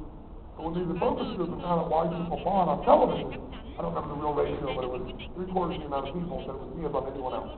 And I didn't want to do a deal. So they offered me the deal. The deal was I would get 10% of the net profit. They put up all the money into the product, and they do the product. And I came back and said, I plan to be in this business for decades, not a year or two. I don't like the way you guys do things in terms of that. Let me create the product. Let me direct the show. You put up the money. And I want to be 55% partner and be 35% partner. And I said, up the growth. You know, they were a little crazy. They told me to walk, and we walked. And I needed that. Our company was in bad shape. I needed that money. I needed that exposure badly. But I wanted to be smart because the most important thing was going to be my brand long term. And sure enough, 6 months later, they came to talk to me more. It took a year and a half to make the deal. But when I was done with the deal, I had 55% of the deal. Now, to give you perspective, I've sold 35 million audio tapes over the years. The value of that deal, I could work 180 hours a day and night, 24 hours a day, if I was doing this for money, just filling up my schedule, I couldn't make half as much as I made while I was. How many calls? And it brought me more people to my world. How many of you guys know that you buy an audio tape? I'm curious. Right? So, it's, you know, it's an interesting thing. It opened all up. All came from doing one value. So, right, you're doing this, you're doing out there, this much of words. I'm telling you, you're dropping stone in the water, and it gets in that moment, you know, it's an impact. What also happens is you watch. As time goes on, you get this ripple effect from the whole pond. What you're going to do tonight is real thing take your destiny to you. This is going to shape the entire direction, and therefore destiny or destination in your life. So understand there's tremendous power. Alright? Make sense? So that came out of me asking this question of what other values I need to add, right? Or keep my own destiny. Finally, at the bottom here it says, what order, underlying order, these values need to be in. So order, these values, these in. What do you think the last two words are? Go for it. Ask it out loud. Go. Cần sắp xếp các giá trị này theo thứ tự nào nhằm đạt được số mệnh của bản thân. Cần sắp xếp các giá trị này theo thứ tự nào nhằm đạt được số mệnh của bản thân. Cần sắp xếp các giá trị này theo thứ tự nào nhằm đạt được số mệnh của bản thân. Cần sắp xếp các giá trị này theo thứ tự nào nhằm đạt được số mệnh của bản thân.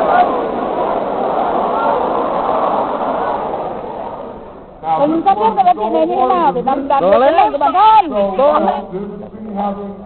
Passion number one, office number one, or competition number one, or whatever it is for you. Chính ra trong cái lớp này điên nhất là cái hôm đi ra ngoài đường mua trời nắng xong lần gầm hô lung tung. Nhưng mà bọn biểu tình vô tổ chức Hà Nội làm thế nó bắt luôn. And my original list, I obviously have things like, achievement, because I was here to achieve, to make a difference in the world, change things. Achievement, and then later on, further down, way further down, like 4 or 5, I had happiness. Why? Because I did all these things. I was passionate and loving and made a difference, and achieve. So I got this and this and this and this, and be happy. Keep watching. I didn't realize this is the way my brain was on it. But when you start asking me questions, what order do you need my ultimate? I started thinking, you know what? Happiness affects the tension in your body. Happiness affects every relationship you have. Happiness, what the hell are you doing this morning? So I struggled with, do I put happiness above achievement? Because I was afraid if I'm really happy, then maybe I won't achieve as much because it won't be as driven. And many of you out there achievers, you're going to struggle with it. So I'm not going to tell you what to do with any of your values. I'm going to give you a big hint here. This is another 45-minute process in my body. Like, I can't move it up there and do that. I'm fucking up my whole life. That shit ain't going away when you're happy. Here's the difference. Instead of achieving to be happy, I now happily achieve. Anh tưởng hết ông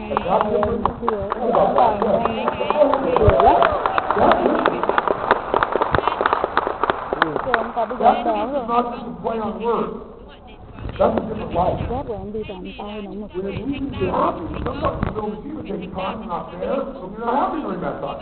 Then when you achieve, you're happy for a moment, now you're off achieving it before you be happy. Happiness is the happiness gives my achievement fuel to get there and continue to go through it. And when I made happiness my time, I lived here for happiness. I was going to the airport one day, right after I did this, and I had a helicopter. I decided to fly my helicopter, and I was on a tight timeline. I was late. And I had a brand new car that had just been given to me as a gift. Extraordinary. So a little Corvette, a brand new convertible Corvette that just come out. And so I'm going to go drive this car as a gift. I did some amazing work for somebody, so they decided to make a gift. So I'm going to drive my Corvette to the airport, jump in my helicopter, and fly to my meeting. This is really cool. It's lifestyle. Like, this is really good. And I'm also late, so I'm late and I'm in the Corvette, and the top's down, and it's a beautiful day. So what tempo do you think I'm going to start driving this car? Yeah, I'm driving like a bat out of hell, right? Now, I get on this roadway where there's no, I'm going to the airport. I got off the freeway, and I'm going to the airport. There's this long roadway going to this place called Palomar. And those days, there were no lights. And so I'm sitting there, I'm going, I don't know what I was going on. I wasn't paying attention. So probably 85 miles an hour in a 50 zone. Okay? So not good. The kind of stuff you could feel. And I'm not noticing, I'm just having a blast. I'm high as a kite, I'm living my life, I'm happy. They don't know what's happening. I all of a sudden hear a sound, I look in the rearview mirror, and there's that thing, right? Like, oh, shit. So I pull over, and as I pull over, I talk to myself, my value is to be happy. I'm not going to let this not make me happy.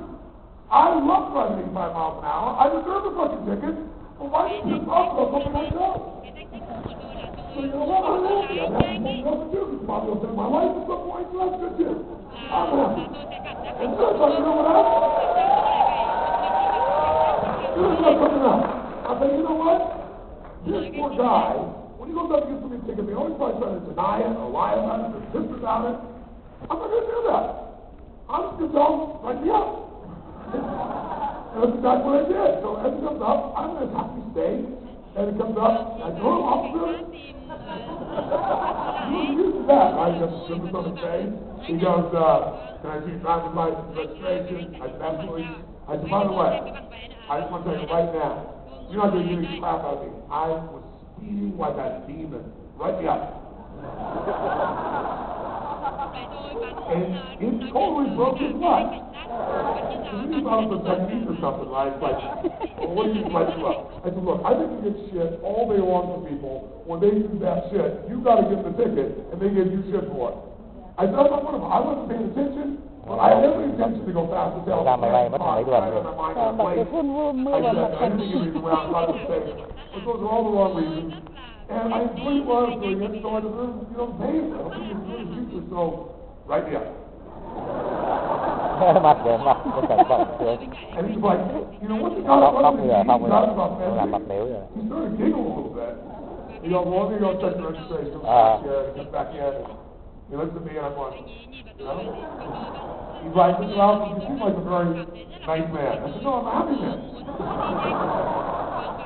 And he laughed. He said, I can honestly say I've never had a ticket go off like this before.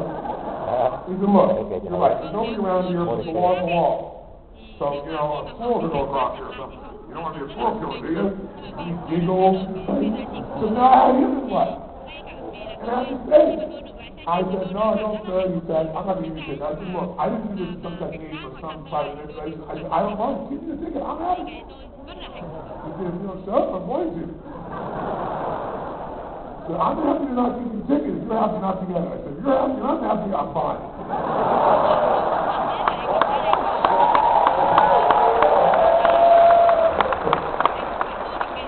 So, if you're faced when you're doing lift head, you're an achiever, let me help you understand something about yourself as an achiever. Most of this room are achievers at the core. How do I know? You came to a seminar on the other side of the fucking earth. It's the most difficult seminar, costs the most money, takes the most time to get to, it's the hardest fucking thing. You have to come to it this way.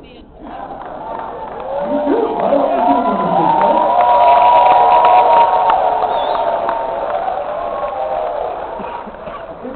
You have to have the best. You have to go for the best. You have to get the biggest result. You don't go for the little crap and little shit. And I'm the same way. And here's what I want you to know. You're never going to give that up. But here's the difference. You need to make your values hard to achieve so you can feel like you're an achiever. Make your goals hard to achieve. Make the values easy. Your values should be met every day, where the rules are so easy. So it gives you rules to go attack with something in your life. You set up for yourself. Come go. So you need something to grow. It makes you grow. It makes you go on. And as it grows, we have other gifts to give you. Nothing wrong with being an achiever. I'm an achiever too, and I know most of you are too. But don't let being an achiever get in the way of having a fulfilled life. Most achievers are not happy people. That's a fact. I tell you, I've dealt with 4 million people over the earth. The most powerful achievers rarely happy. Excited, not happy. It's different. They always have to have something going on to be it. They can never have a moment that's not.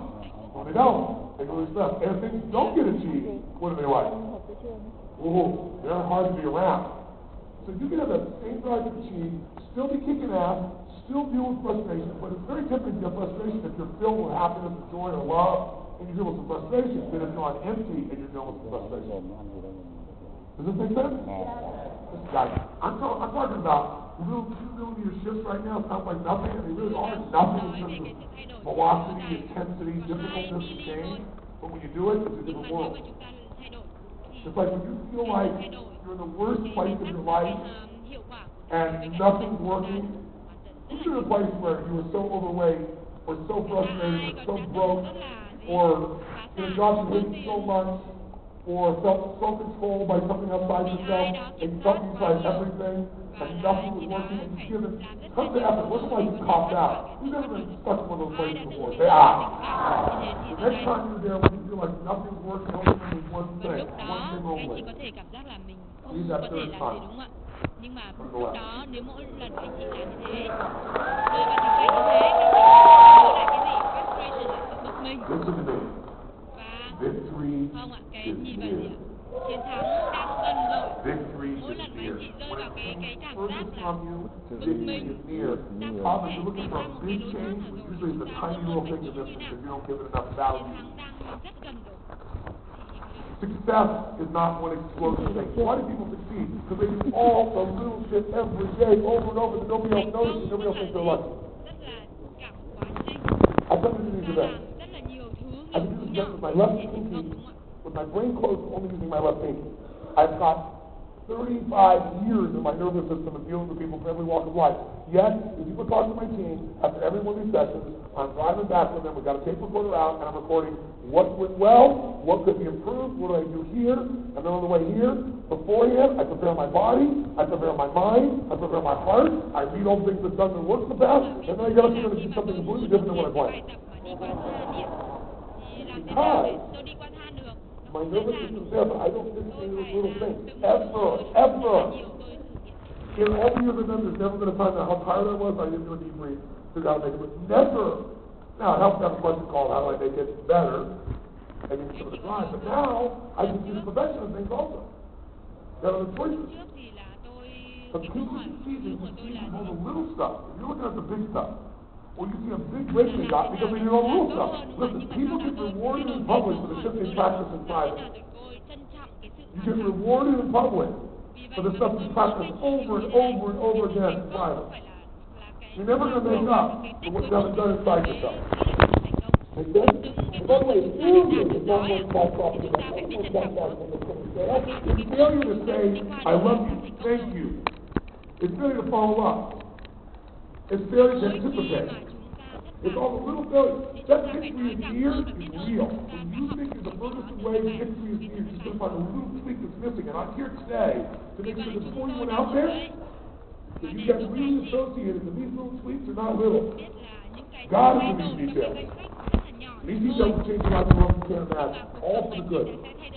Now, by the way, some of you are going like, you really make this pretty important shit that I mean, what if I make the wrong choice? What if I fuck up my destiny?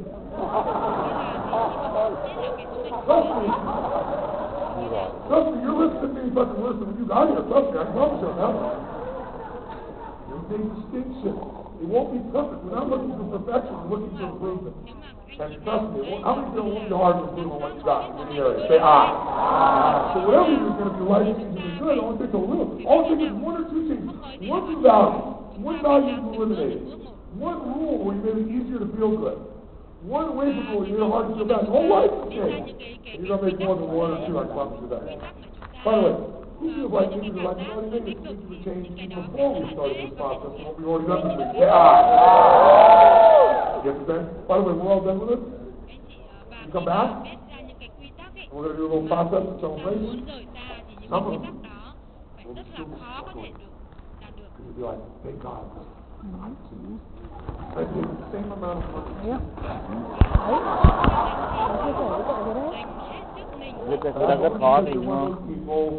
That's always trying to be perfect. And you're not going to come out with a perfect list. You're going to come out with an outstanding list, a great list, a magnificent list. Completely outstanding and magnificent compared to where you were before. Not because you were before so bad, but because before was made unconsciously. You never made that list. You accumulated it. Never understanding its consequences. And much of that list serves you, you're going to keep that part. Maybe for its location a little bit. To meet your what? Ultimate what? Nên chắc là khi mình viết thì thực sự là đến viết với gần cái đầu đến đây mình nuôi nó chuyển rồi mới lại được nữa. What does that mean? Remember I had freedom and love side by side? You see how that might create conflict? Yeah, because, I love it, I'm totally free with the love and why I love it, so you want to make sure this works. When you do ironically the questions before this, it almost naturally makes it so you have no confidence. You just know there's no confidence. You know, I can change the order. You just change the order to make sense. So this is jump number one. Now, I told you a lot of stories and examples of this that feel like a lot. What's the 8 steps? We'll give you one step at a time, totally focus. And by the way, you see how long it's fun.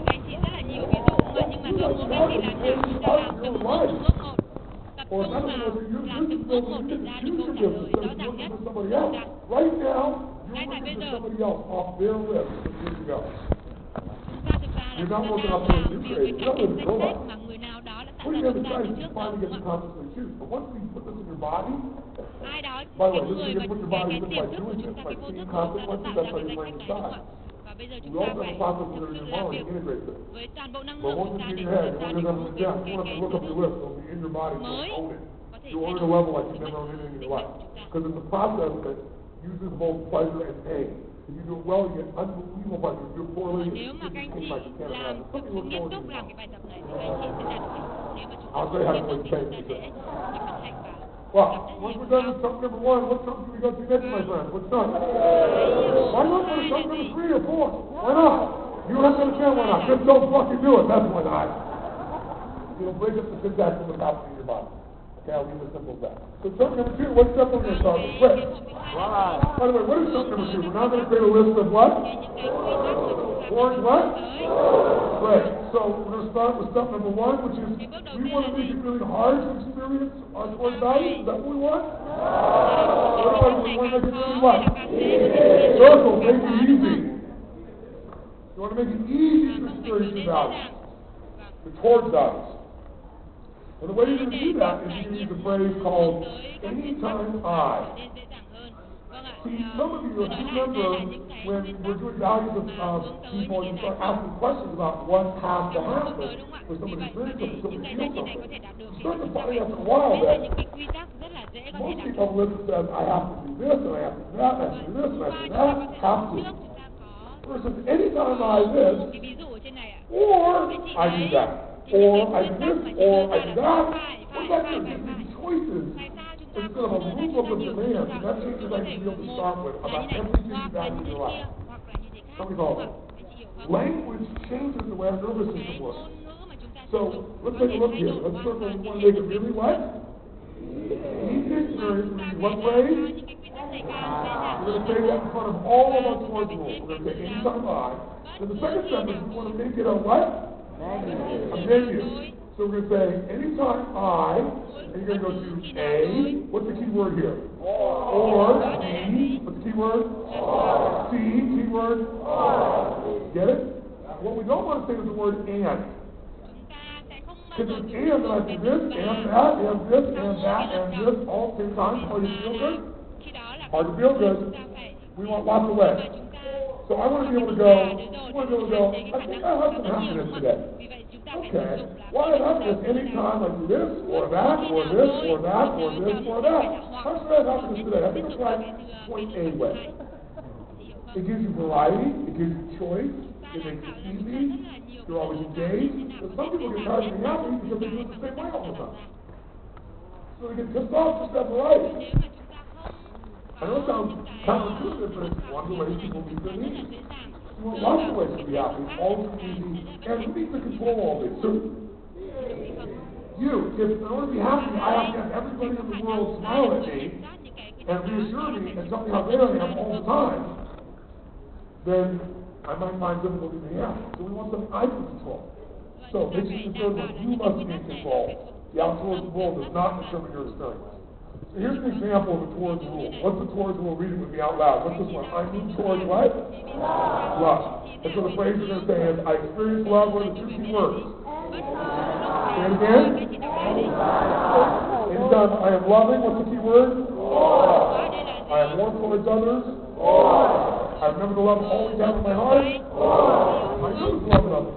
By the way, who's in control of whether I'm loving, or I'm warm towards others, or I remember the love that you have in my heart, or I know it's love? Who's in control of all those?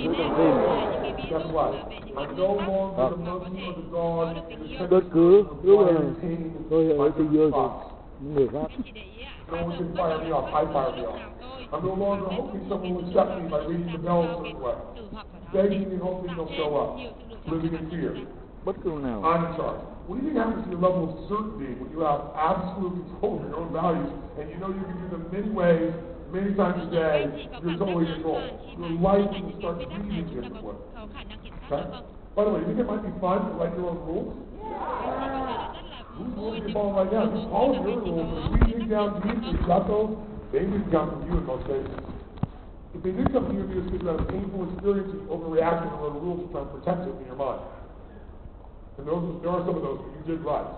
But you didn't write them consciously, understanding the consequences, and you sure didn't write your towards value rules. Và chính vậy mà khi mà chúng ta viết những cái quy tắc So, của when chúng we're ta, done with that, we're done with jump number what? và bây giờ chúng ta mở ra We're going to jump numbers. Right, we're going to share energy.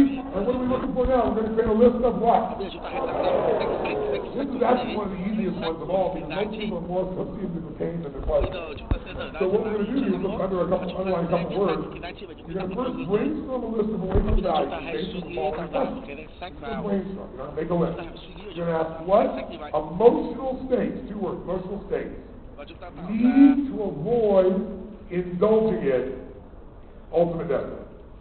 So what emotional state do I need to avoid indulging in order to keep my ultimate destiny? Go for it.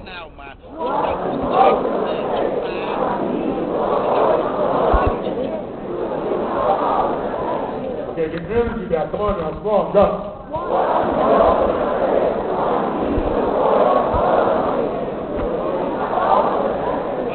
Again, suggestions now. Come on, go for it.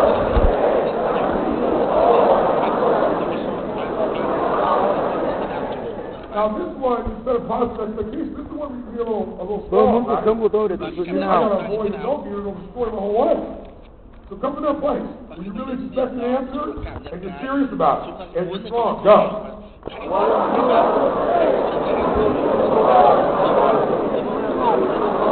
I want to get it perfectly outside, I want to be perfect. Begin with a single second answer, but this time I want you to answer it. Whatever comes to your mind, first one or two ones that are the most important that you can ultimately avoid indulging in if you're going to achieve your ultimate destiny. We all know that certain emotional states we overuse. Hãy trả lời It's những not câu that you're hỏi going to như feel vậy it. để bạn cảm nhận It's điều that you're đó going to sao make mà sure bạn that you avoid đấy. indulging in them. That is going there a lot. We're all going to get angry or sad or sorry for ourselves or whatever it is. That's what we do. But if you do it regularly and you indulge in it deeply, it's not hard to figure out. It's just Hai good đau all khổ that. buồn đau một cách So thường answer the xuyên don't thì just chúng ta ask the sẽ question this time. Actually answer it out loud and expect the answer you ask. khi mà Go. tôi nói là các bạn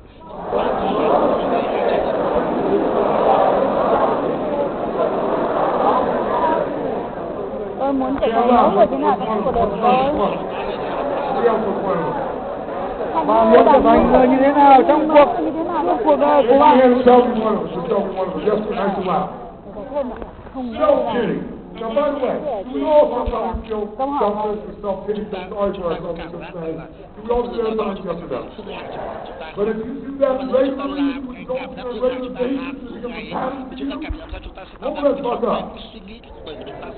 Relationships, career, your own self-respect, your own power starts to be achieved. Man, spot on. You're a great hit. Great job. Come on, give it up!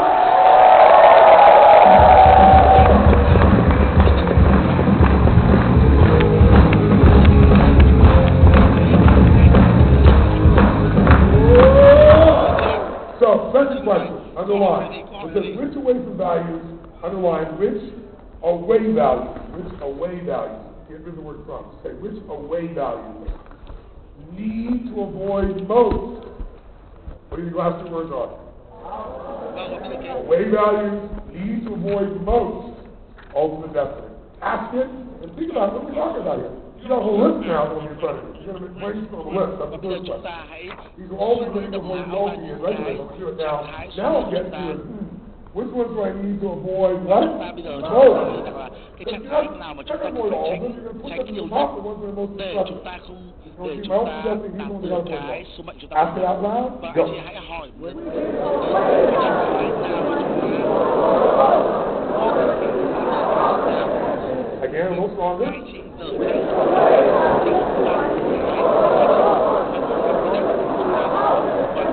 Get your gestures involved. Tránh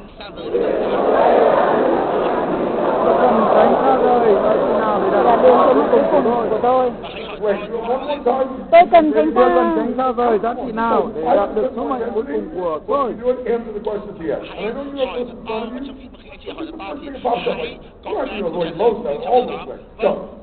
tránh xa rời giá trị nào để đạt được số mệnh cuối cùng của tôi. Tôi cần phải tránh xa rời các giá trị nào để đạt được số mệnh cuối cùng của tôi.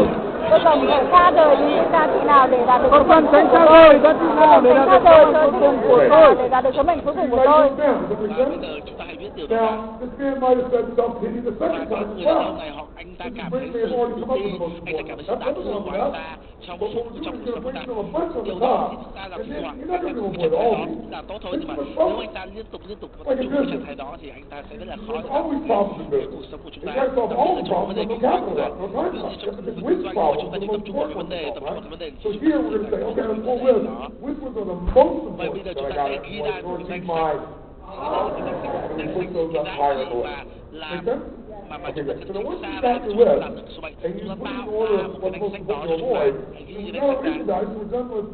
chunk number 3, and we go finally to chunk number 4. And we always start with what step? Thank you very much. Now, we want to make it, think about this. We want to make it easy to feel bad or hard to feel bad? Now, you learn that to sleep when your nervous system is talking you the opposite. Especially if you're an achiever. Most of you are really hard on yourself. Có rất là nhiều You người think thì being chúng hard on ta yourself gives you cảm thấy momentum. rằng là chúng ta rất là There's a khó stage khăn in để your life cảm that thấy you thoải need to be mái. hard on yourself. Đúng không ạ? This isn't it.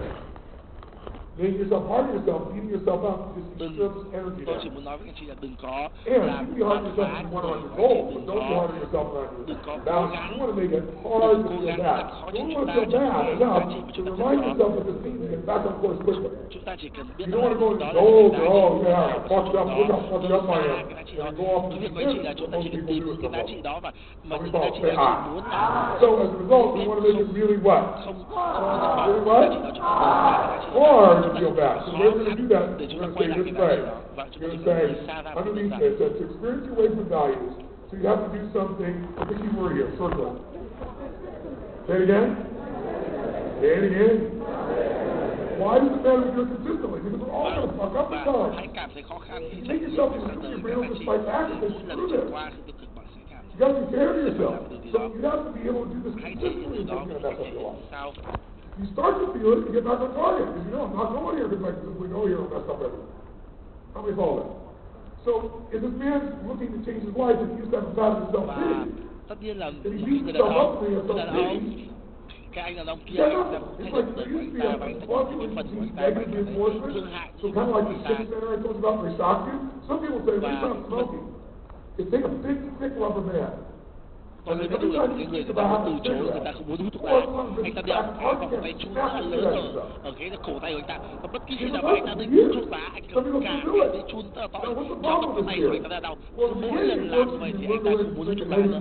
Đó chính là một cái cách là làm rồi cái suy nghĩ của chúng ta ví dụ như anh ta muốn hút thuốc lá rất là nhiều, nhưng mà mỗi lần anh ta kéo cái đây chúng ta anh hút cái tay của anh ta đau.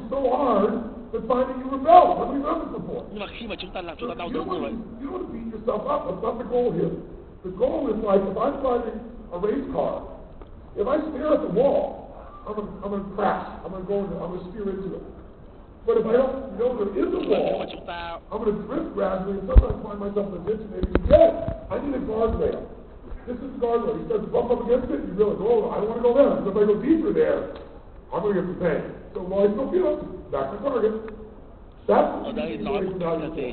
Một cách là khi mà chúng ta cái giá trị của chúng ta đừng có làm đau đớn chúng ta quá. Ví dụ như là cái anh hút thuốc lá ở đây, nếu mà anh ta muốn bỏ thuốc lá, anh ta chỉ cầm cái dây chun, anh ta kéo mỗi lần mà anh hút thuốc lá, anh ta mạnh làm đau đớn từ anh ta lại cảm thấy là từ đó nó không tốt. Vì vậy mà khi mà chúng ta tìm đến những cái giá trị cho mình thì chúng ta tìm một cái đơn giản của nó để chúng ta tránh xa những cái mà không làm tổn thương bản thân chúng ta. Look at that phrase. Underline, only if I were consistent, and say it out loud. Go. Say it again. Say it again. So here's what we're going to do so you understand. The values you're going to move away from, let's get with self-pity. He's not going to move away from self-pity. You know what self-pity is going to move away from? Consistent self-pity. Bây giờ chúng ta nhìn vào Does that make sense? 8. Ví dụ, That's ta nói something cái giá trị more của ta, normal than something anh you chị do của that puts yourself in the ta box. nhìn vào Right? ví dụ But you know, when consistent self-pity. Now, I would add another word to make it sound even more like consistent debilitating self-pity, or consistent destructive levels of self-pity, luôn luôn tức giận or the consistent illusion of self-pity. Some word that even when I say it, it reminds me of bullshit. And that breaks the what, my friends? The what? Now, the illusion that language creates. You gotta remember, language hypnotizes you. Once you look at me and you say I'm Tony, now you think I'm Tony. You don't get to interact with me anymore. You just have whatever you think Tony is. I'm a lot of fucking things. My wife will tell you. Once you say, this is how it is, you stop thinking. It's like your finger. Remember I looked at the finger first day? Now you know it's your finger. You put words to it. Now you don't even look at the goddamn finger. You don't notice it. You don't see it. That's there. That's my finger. So you don't let words hypnotize you. Make sure that you use words to get what you want. Khi mà chúng ta làm chúng ta sử dụng ngôn ngữ, chúng ta đừng dùng ngôn ngữ để chúng ta làm thôi miên chúng ta, mà chúng ta hãy sử dụng ngôn ngữ để thay đổi cái trạng thái chúng ta đến. First, we're going to avoid consistent self-pity, consistent illusion of rejection, the consistent, inappropriate, destructive levels of anger. Is it appropriate to be angry sometimes? Yes or no? Could anger save your life in some situations? Yes or no? What if Sandra was avoiding anger at all costs? Thank God she was able to tap her anger in that place, so she stayed living in anger. Nếu một người nào nói ở trong trạng thái có giận dữ, nếu một người nào ở trong trạng thái thì đó là thì toàn bộ cái cảm giác ở bên trong sẽ là cháy bỏng. Right? So, the language we like to rule those always going to start with only if I were to, and then we're going to put some phrase in. I know this seems like a lot, but I'll read you a few after this, review in your body, you'll get the rhythm. Our goal is make it really what? Really what? So we first start out by saying only if I were consistently, and then we're going to put something in front of it like believe the illusion that I'm negative. Instead of avoiding negativity, I avoid consistent, destructive levels of negativity. And I experience that only if I was consistently believe the illusion that I'm negative instead of. Or another phrase would be, only if I were consistently focused on the false belief that someone could. What? Ví dụ như là khi bản thân tôi mình nhất có tin vào cái ảo ảnh rằng cái này kia đúng không? Ví dụ như là số 2 đây ạ, để có cái cảm giác là sai lầm kiên định về sự buông bỏ thì quy tắc của tôi ở đây đặt ra là chỉ khi tôi tin vào cái ảo giác rằng ai đó có thể dùng bỏ tôi thay vì nhận ra rằng tôi mới chính là quyết định cho cảm giác của chính mình. He was embarrassed, he was trying to defend it, he didn't allow it. Stay in the core of his center. No one can embarrass you except you. It's an illusion. So, if you yourself, okay, I want to avoid consistent illusion of being embarrassed. Destructive level of embarrassment. And I only experience that only if I were to believe, in this case, that someone falsely did something instead of doing that step. Because once I break the pattern of the illusion, I want to tell myself what the truth is. Thay vì nhận ra rằng tôi mới là người quyết định. So, third step, state the what, underline the what. Là chúng ta phải đưa ra cái giải pháp gì? We're going to say, like, here's an example. Vâng, số 3 là gì? Phải đưa ra giải pháp cho chính chúng ta. Can you really avoid failure completely, yes or no? Có phải chúng ta có khả năng loại bỏ tất cả các thất bại không? Đúng không? Consistent what a failure? Because if you learn something from it, it's not a failure, right? So, you're going to avoid the illusion of failure. Now, one will change the life. And here's the rule. I would experience this, what's the phrase? Only if I were to what? And now we're going to put things that make it hard to get to. Only if I focus on the false belief that I can always fail, and then let certainly that's two words. What's the two words? Nice and loud. Say it again. Say it again. Say it again. Say it again. Two words are magic. Picture this way, we make it hard to feel this, so what do we avoid? We don't avoid the emotion, we avoid the consistent illusion of destructive levels of massive stupidity of. How do we do it? Only if we were consistently to that, false belief of, bullshit of, illusion of, and then we come up with two words with a few words back. So here's an example. It says, I avoid what kind of failure? Consistent illusion of value. What's the rule? Read with me. I've experienced this what?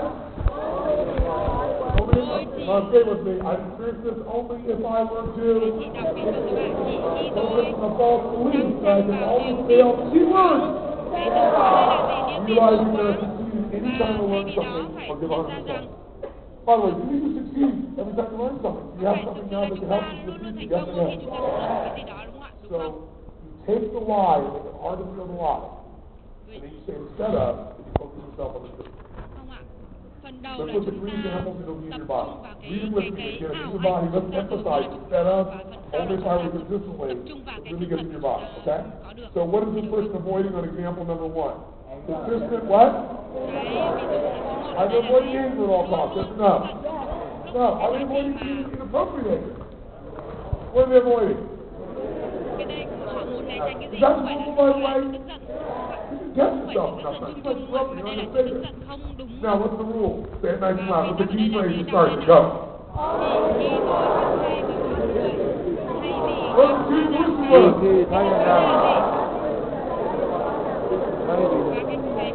Mỗi người có quy tắc riêng. cố gắng trở nên tốt đẹp nhất với những giá trị đang nắm giữ trong tay và nó không phải đối bản thân bạn. Is it true that really it's not about you and they're pissed off and reacting based on their rules and how you should be and the wife should be in the room? Is that true? Sau cái gì nhận ra rằng cái câu đằng sau đó là sự thật, đúng So không? set you free from these things that were controlling you. So we Và make khi mà it chúng hard ta to biết feel được it, ra always như do thế này it rồi thì chúng consistently. ta sẽ tự You're do reading được. it out instead of Cái removing, mẫu mà chúng ta which sẽ is phải làm. Khi tôi khắt khe với mọi người, thay vì chỉ khi tôi thế này, thay vì nhận ra rằng mỗi người By the way, isn't it important sometimes to feel rejected? Vâng, cái ví dụ thứ hai là gì? Not Chúng ta being phải rejected kiên định sometimes về it sự means từ no bỏ. acuity. Cái sự từ bỏ nó rất là dễ, rất là phổ biến đúng không ạ? Nhưng mà cái mà chúng ta muốn né tránh ở đây là gì? So Cái let's sự read the từ rule. bỏ. What is it? Nice Khi amount mà of chúng ta emphasize the key muốn word. sai Go. lầm kiên định, thì cái quy tắc ở đây là gì? Cái tránh lên. chỉ khi tôi tin vào rằng ai đó có thể ruồng bỏ tôi, thay vì nhận ra rằng chính tôi mới là người quyết định cảm giác của mình. Is that true? I'm the only person who knows how you feel. Yes or no? Because it means what something Chính means. chúng ta mới là người quyết định cảm giác của chúng ta không? Đúng không? So you're in charge. Change meaning. Change how it is. Các anh chị có You're the tầm third Chỉ one. What khi it is? tôi What kind tin of vào tell nó yourself? câu thứ ba là gì? Chúng ta như nào? What's the rule? Chỉ khi tôi chăm vào niềm tin mù quáng rằng tôi có thể vấp ngã, thay vì nhận ra rằng tôi đã thành công mỗi khi tôi tu luyện được một thứ gì đó, hay cho đi không điều kiện. Now, think about that in your chair. In your chair. Now, I want you to ask your moment. You're reading the proof. You're going to proof. What's the first thing you're going to do? While you get that proof, you're going to start to do what's up? What's up? What's that? What is it? Look down. Tell me what is it? So what are you going to ask yourself while you're eating? Go. What are you going to ask? Ask it the way you're going to ask it. Go. Và muốn trở thành mẫu người nào tôi sẽ có bạn. What's the second person going to ask? Ask it. Go ahead. Tôi muốn cuộc sống của tôi Outstanding. And by the thực way, hiện như thế nào? you can also, at that time, open your book later, not now, and look at the goals for something in. And that last question says, what kind of person would it take? Khi mà chúng ta hỏi chúng ta những câu như vậy, chúng ta có thể That'll tell you a sử great dụng deal cái of the kind of person you need to be the best one you can have. We'll give you started by tiền vào itself. ngay lập tức. You do all this while you're eating so you don't lose that time. You don't have to write anything during this time. Anh You chị có need thể to mang feel đồ ăn vision, vào để sense. cùng làm, nhưng When mà you're khi done mà eating, chúng you're going to ta make a massive change in yours. khi mà chúng ta hỏi The trong reality cái is câu safe, trong there's này a place thì that's chúng very ta phải để bright, yên năng upright. lượng This nhiều room nhất, được will không be ạ? open in about 45 minutes too. If you want to come back and do it here, wherever you go, Vâng, go cửa there. nó Who's mở going to thì be các with chị you? có thể ra bên ngoài Buddy, are để you doing viết, everybody's nhưng mà values for hai it? đứa Yes or nữa no? phải đi với nhau. No. What's your buddy's job? What's your job for Vì your là buddy? cái Keep them người in mà what? đối tác của chúng ta có nhiệm vụ Does là that gì? mean getting up and singing Giúp in cho the chúng ta album? Yes or no? Outstanding. So now you've done that, you're going to go to step number 2, you're going to start your own book. What's the question you're going to ask yourself? Các mà Think hướng about tới it này, one more time. Out loud. rồi Ask it. Go. những giá trị mà mình đấy, biết những giá trị quy tắc mà mình hướng tới đấy. Đây, bạn muốn trở thành mẫu người như thế nào? Giúp cuộc đời bạn. Tôi muốn có cuộc sống của tôi. Take your partner right now. Just take your body like you're going to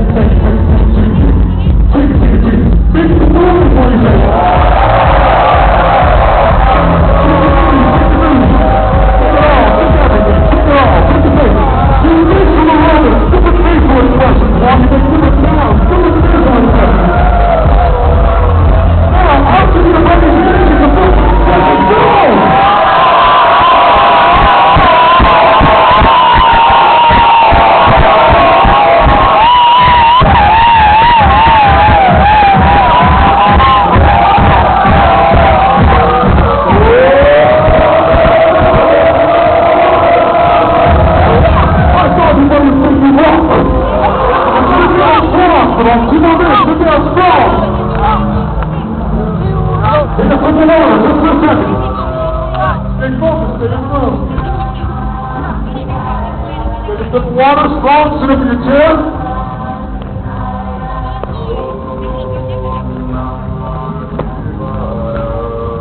Now, look at somebody on the side of you, point and go, I own you, so they know, just like, I own you. I'm going to keep you in a good state. So, you guys have your chair, grab your notebook. One top in your body. Here we go. I own you. You know, you're going to do a list. You're going to pull out your list. We're now on question number 2. So we're at the top of your list. You look at your number one guy you start with, you're going to ask one question. Go. Có phải là một, đã hai, đó đi. Tính ra đâu rồi? Thank you. Học I cái should trường của mình have thôi. Anh, good job. rốt đi đâu rồi? First, you gotta come up with what's the most important. Then we're gonna question number 3, you'll look at the top value. Ask question number 2 one more time. Go ahead. Ông của tôi này cũng không thế nào. Answer it out loud as if you're doing it right now. Go. Giá trị nào cao nhất mà tôi cần đặt tới để đặt tới chỗ mệnh của mình là gì? Finish from answer.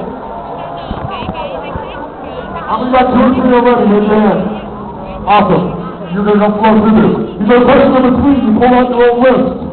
You'll look at the number 1 on the top of your list. You're gonna ask one question, number 3. Ask it the way you're gonna ask it now. Go.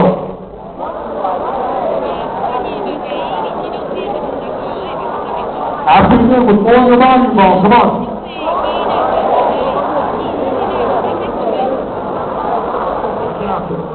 Ask it again with my answer it out loud. You look at number 1 value. You have 10.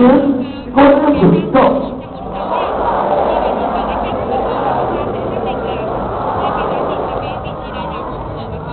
Think about it a little bit. Tôi có được những gì để đạt được giá trị? Go to number 2, or you're gonna stay with the same number 1 value? What are you gonna do next? Are you gonna look at number 2, or are you gonna stay with number 1 and ask question number 4? You're gonna stay with number 1. Remember, you got an arrow. You're looking at number 4. It's before back to number 3, right? So now you're gonna ask on that same number 1 value one question. Say it out loud. Go. Tôi phải trả giá những Again, gì? stronger.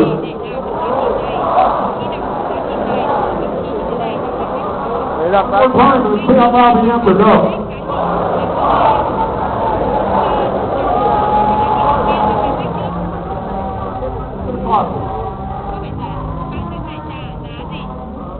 How many can think of some consequences? À, dựa vào cái bản vàng hôm trước mình làm ấy. Some of you will have to ask yourself a couple of times. Right? And you'll be Vẫn là cái bản này mà mình bắt đầu đặt các câu hỏi này. Nó vẫn là cái bản này nhưng mà mình làm lại.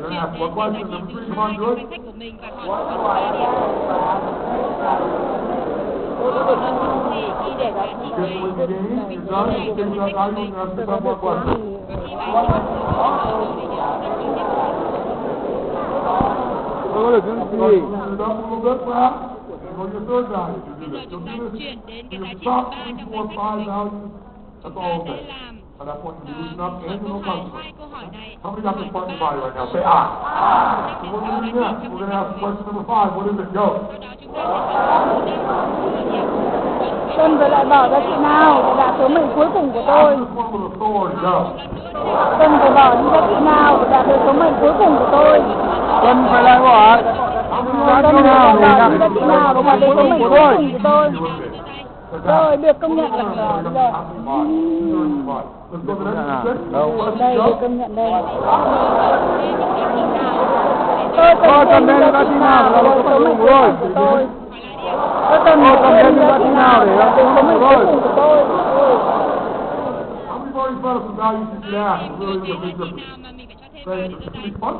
Nhiều lắm. Let's go to question number 6. 7, excuse me, go.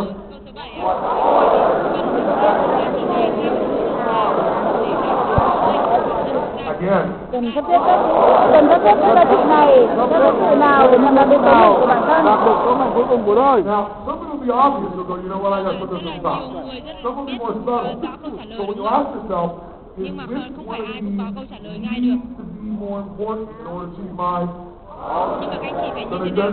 Các anh chị phải biết là khi mà chúng ta sắp xếp cái vị trí thì là chúng ta phải biết là những cái vị trí đó phải cần phải như thế nào, cần phải như thế nào để đạt được When you do all this, you're eventually want to write things visually in order. Khi mà các anh chị làm cái bài tập này, các anh chị phải để ý là chúng ta viết theo đúng thứ tự. The last one, which is you're going to make sure that there's no what? Even though it's low, it doesn't feel like you two are fighting. They're so close together. Then your body makes decisions easily. Okay? When you've done that, you finish something number what? Real fast. What you have to do when they come up with some rules. Should be fun to write your own rules. Yes or no? Key number 1, we're going to make really what? What's the key friend? Say it again. Sức khỏe. Say it again. Sức khỏe. What else is every time perfect? Bất cứ khi nào tôi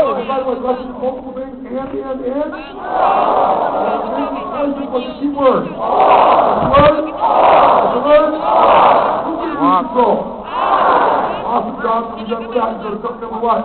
Don't you wait for values. You're going to come up with questions. Read it out loud. Go.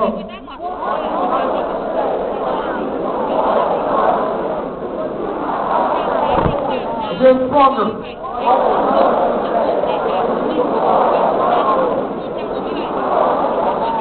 Once you wait on the list of those, you're going to go to the next question. Ask it. Go. Cái giá trị nào? Tôi cần tránh xa. Again, strong. Tôi cần tránh xa rời giá trị nào để đạt được số mệnh cuối cùng của mình. We're done with that. What's the last step? Some number.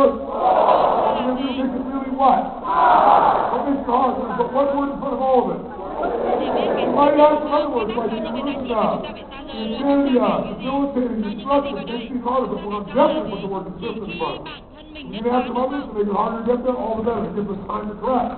Right? And what's our rules phrase going to start with? Only if I were to... Vì khi bản thân mình nhất quán, tin về cái rằng And then finally, take it away from illusion, when you see key words to start the solution, what are the key words? Key words, quick. You all right? You all right? So, we're on the page, and we're going to eat our body using example to eat. So we're going to say it out loud, there'll be a rhythm of what you're going to end up with. Now we're going to focus that, not in your mind, in your body and your emotions for this. So, this person moves towards what? What are the rules? Go.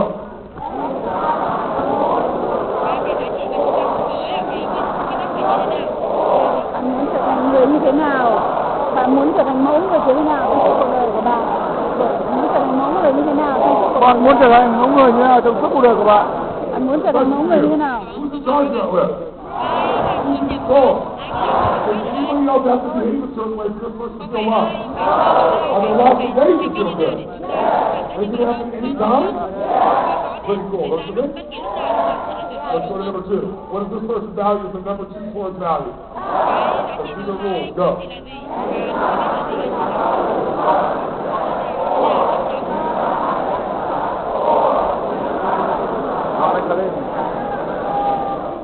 Easy? Many ways? And are they in control? Different life. Let's do success.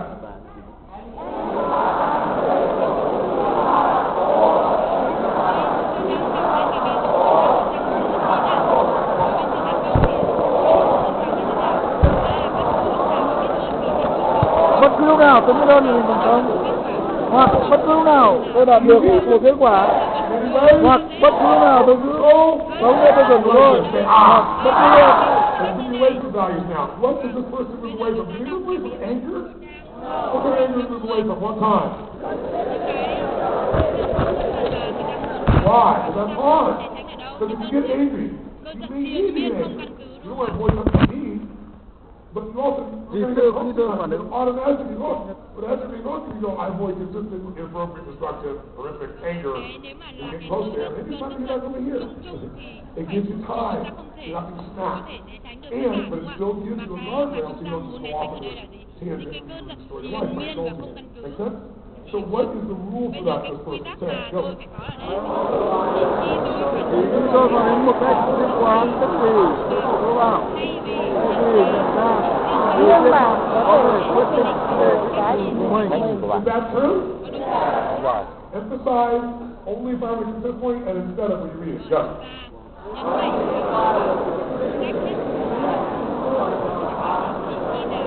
Chỉ khi nào tôi phản ứng một cách nhất quán, tức thì với sự thô bạo, thay vì nhận ra chỉ riêng bạn có thể, chỉ riêng tôi có thể quyết định về cách nhìn của mình. Cái này là của tôi nhưng mà bạn đâu.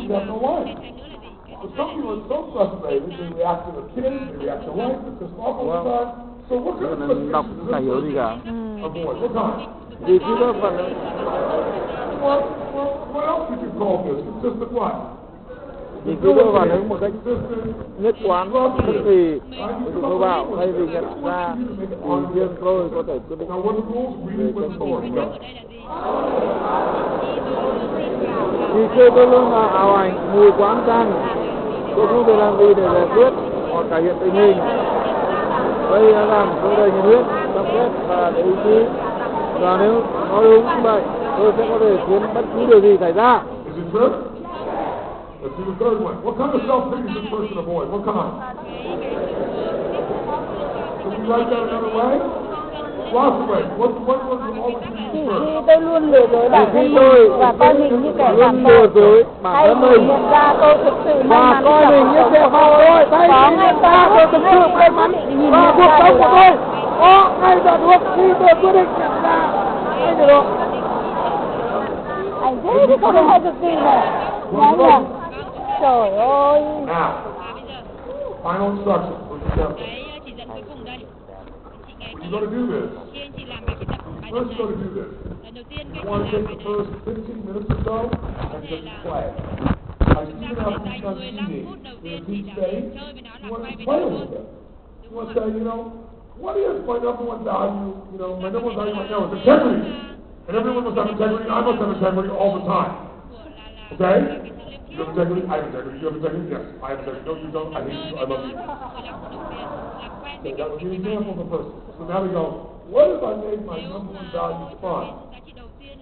Fucking fun? You can't just have fucking fun. There's no integrity in fun. I'm not asking about integrity. I'm asking, how would that affect your ultimate destiny? How would that affect your relationship? How would that affect your happiness, your health, your vitality, your livelihood? You start going, fuck. What do you think? Don't worry about this shit. Just have fun. Right? Or what if boldness became my number one value? I was fucking bold. Or courage became number one thing. What would that handle in my life? Wow. Or what if gratitude became number one on my list? About anything else? How would that change my life? And you start to play. And your brain's going to start to have a new set of worlds open up. Hay quá, cái này thông minh quá. Then you're starting to do Đầu tiên để chơi với cả trò chơi, đó là để cho cái bộ não của That's a nó very theo cool cái thing quy too. tắc Now to của make chúng ta people đã. Cái cách này nó cực kỳ thông minh about nhỉ? your ultimate destiny was to make it. And as you try to figure that out, Đưa ra những cái giá trị mà nó thật là buồn cười. Thì ra mình that's nghĩ like khởi the part lên. in the first Từ place. đây nó bắt đầu You want to tập avoid trung what? tập trung rất là You nhiều. want to avoid what? Quá là thông minh. How would you get into consciousness? Dẫn cuối cùng là quá thông The minh. moment was, sometimes you got quiet in the moment when it wasn't real. Những cái câu So hỏi the pain, you better listen to the pain was the Xong relationship rồi nó cho mình đi ăn này. Relationships equal pain. nó mới thực sự Relationships don't đến equal từ pain. cái câu That hỏi đến set từ of cái values that you and that person have, that person is feminine and you're masculine, or that, whatever it was, that person's playing level 1, you're playing level 3. You simplified into relationship equal pain, and now you avoid it. You value avoiding relationship. We're about now getting down to the truth. Rewiring ourselves to the closest thing to the truth. It's still going to be wrong. But it's going to be a little wrong instead of a whole life feeling like it's a conflict. How many followers talking about this? Say, maybe you have no particular life. Your life is spectacular. But it can be so much more spectacular because this tiny little shift, you have your wildest dreams. That little change goes here, and you make this little change. We take it out a month from now, 6 months from now, a year from now, 10 years from now, different destiny, different life, different experience. Now, if you don't believe these words mean, they were just like words on a page, I'm fine if you want to believe that. So I'll give you another option. I don't think this does anything. How many of you have ever had, how many of you ever planned your day, like really planned your day at each? How many of you have done this before? Say, what always happens throughout the day? Shit happens to interrupt your plan, doesn't it? How many of you ever had a day where you had no plan for the day? I mean, that experience like that. Now, if the day happens, you got a plan, shit happens, but you're smart, you got to get right back on track, don't you? But if you have no plan, your day goes with whatever hits you. You no longer have any control of your destiny. What if all this was a list of values? All decision making is value clarification. Do I want to do this or that? Which is more important to me? What if you just now had a master list for your life, and with the way you planned your life, you said, when I make decisions, here's what I come to. That'd be worth the whole week by itself. But frankly, that's not what this is. This is something that goes so deep in your psyche, it affects even the way you breathe. How you use your hands and shoulders and move. If you're security driven, I know you move differently and think differently, your face is different than your fucking invention driven. It's a different world. So when you shift, and you're going to get the consciousness shift it, not have someone do it to you. I'm not up here telling you what your values need to be. That is the cult. But now you can see, I come here to be a guru. I have kids that coach and good friends as much as I can be. And I'll say passionately the things I think will matter. If you really listen to me, I've never told you what to believe. And you never hear that from me. I sure as hell won't tell you what the value. You got to decide that. Because what about fear about fucking all? Sometimes people are sincere, but sincerely wrong. It's not supposed to be wrong, it should be you, because you can then correct it. That's why when it comes to your family, raising your children, your finances, don't have anybody else have the final word than you. Even if they're smarter than you in that area, get smart in that area. Make them your coach, you decide.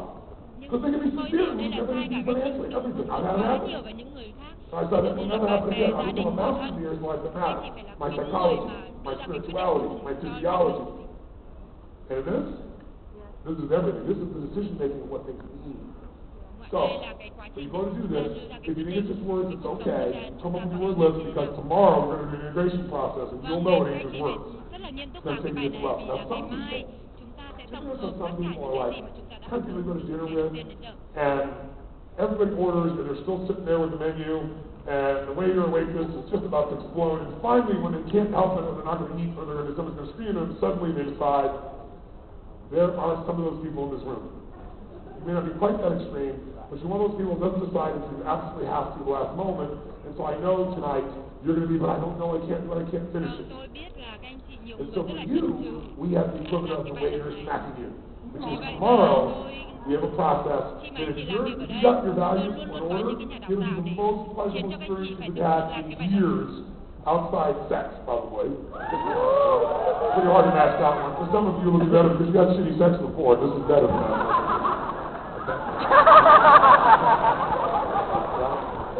But if you don't decide by tomorrow morning when you get here, if you don't think about it, you're going to have so much pain tomorrow, it's unbelievable. And don't worry, if you don't show up, we'll knock you down to the room. We got a little bit of tags on you. We'll find it.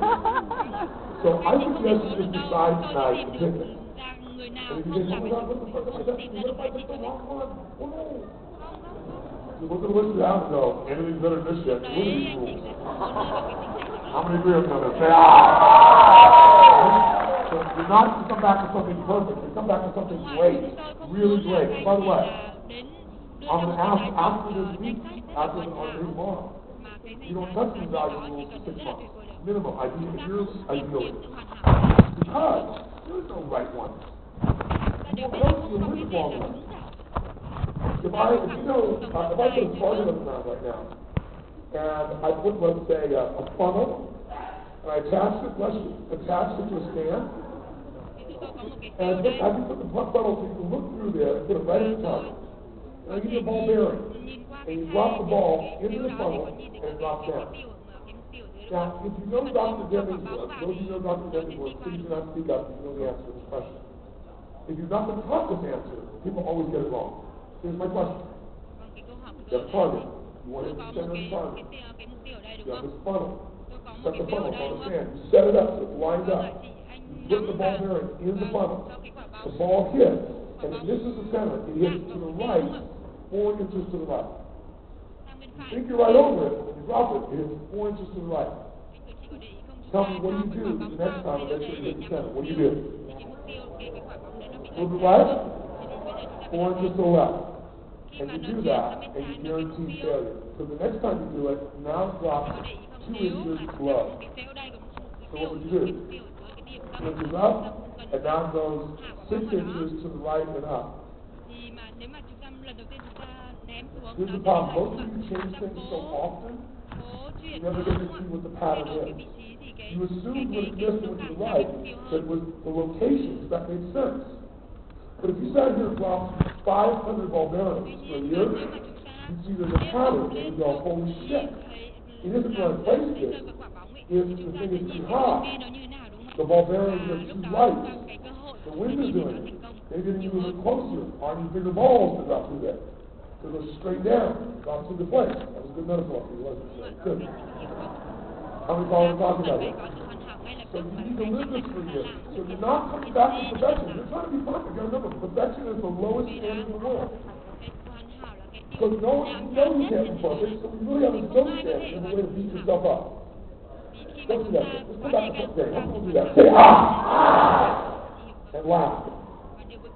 You'll fill out the forms when you're done. You'll write down the resource list. You're all done in order and rules. Your new away from list in order and rules on the red star form. So you can see this down the last thing you do. But you're going to go towards this page, away from this page, and the third page. Third page is going to say the changes I made in my values and rules and how they will change my destiny. Changes I made in my values and rules and how they will change my destiny. This is going to write. If it was me, I'd have to say, what did I change? I took freedom off my list, and it actually feels more free than I've ever had. And what's going to do is speed up my destiny to achieve a whole lot more. How many follow that? Or I need passion lower on my list, and I put, half this higher than achievement. Here's what's happened. Now, I'm being smarter when I'm thinking to put intelligence higher. That's going to make better deals. That's going to make a better destiny. By putting happiness higher, I'm going to be happier because I'm making it more important. I changed my rule of make a difference in the world. I have to have everything to be on earth happy because I lived to anytime I wake up and see I've made a difference. Wow, that makes life a lot easier.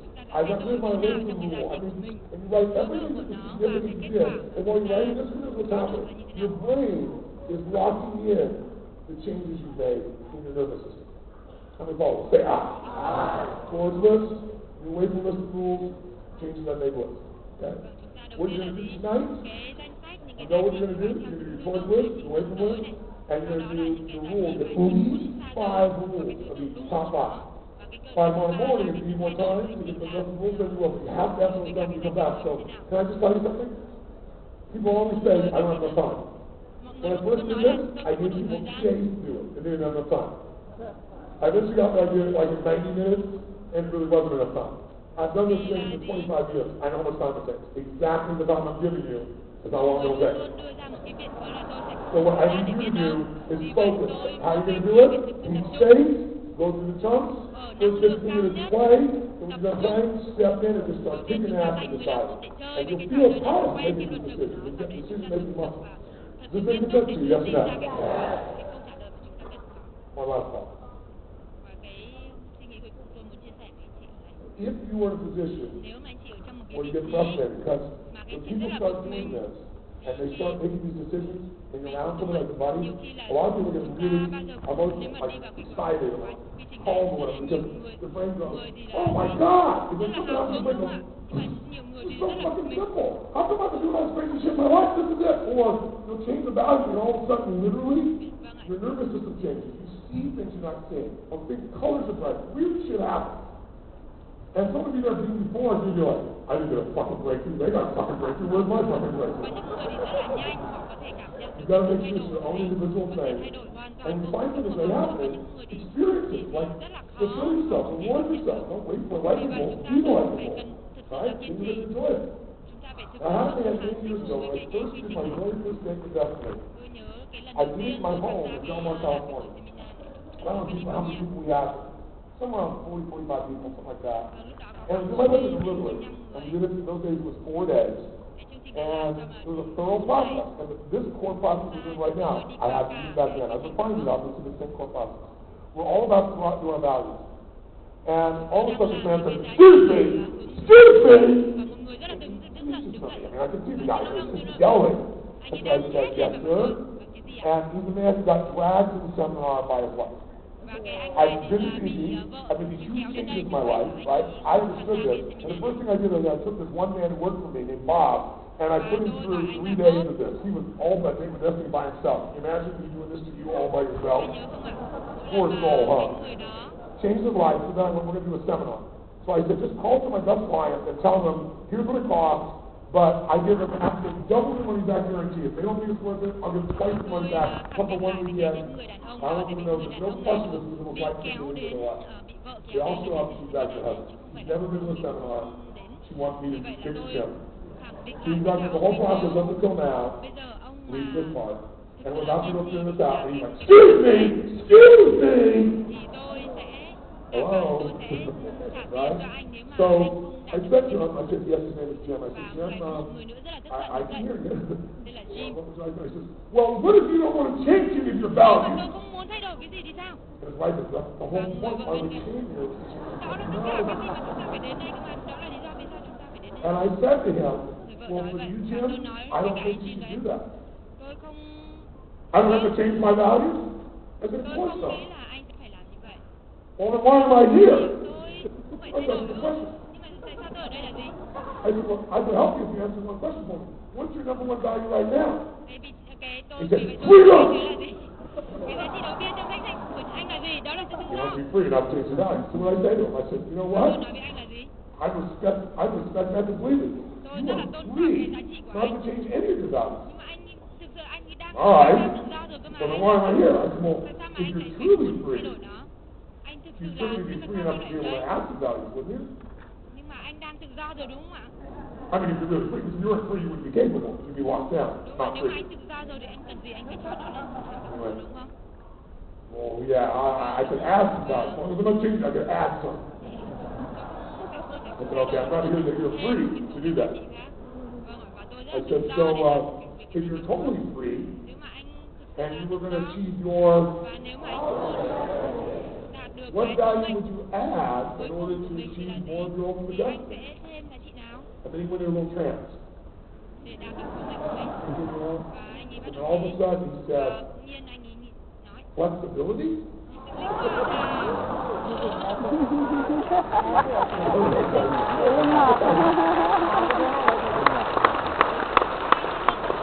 You guys are probably believe all we were all on the floor laughing. I said, that wouldn't be a bad idea to add, would it? So then I asked him, well, as long as you're free to add flexibility, you're probably free to move it up and down the list wherever it would make the biggest difference. So, since you're free to do that, where do you think would be a good place to do it in order to achieve your...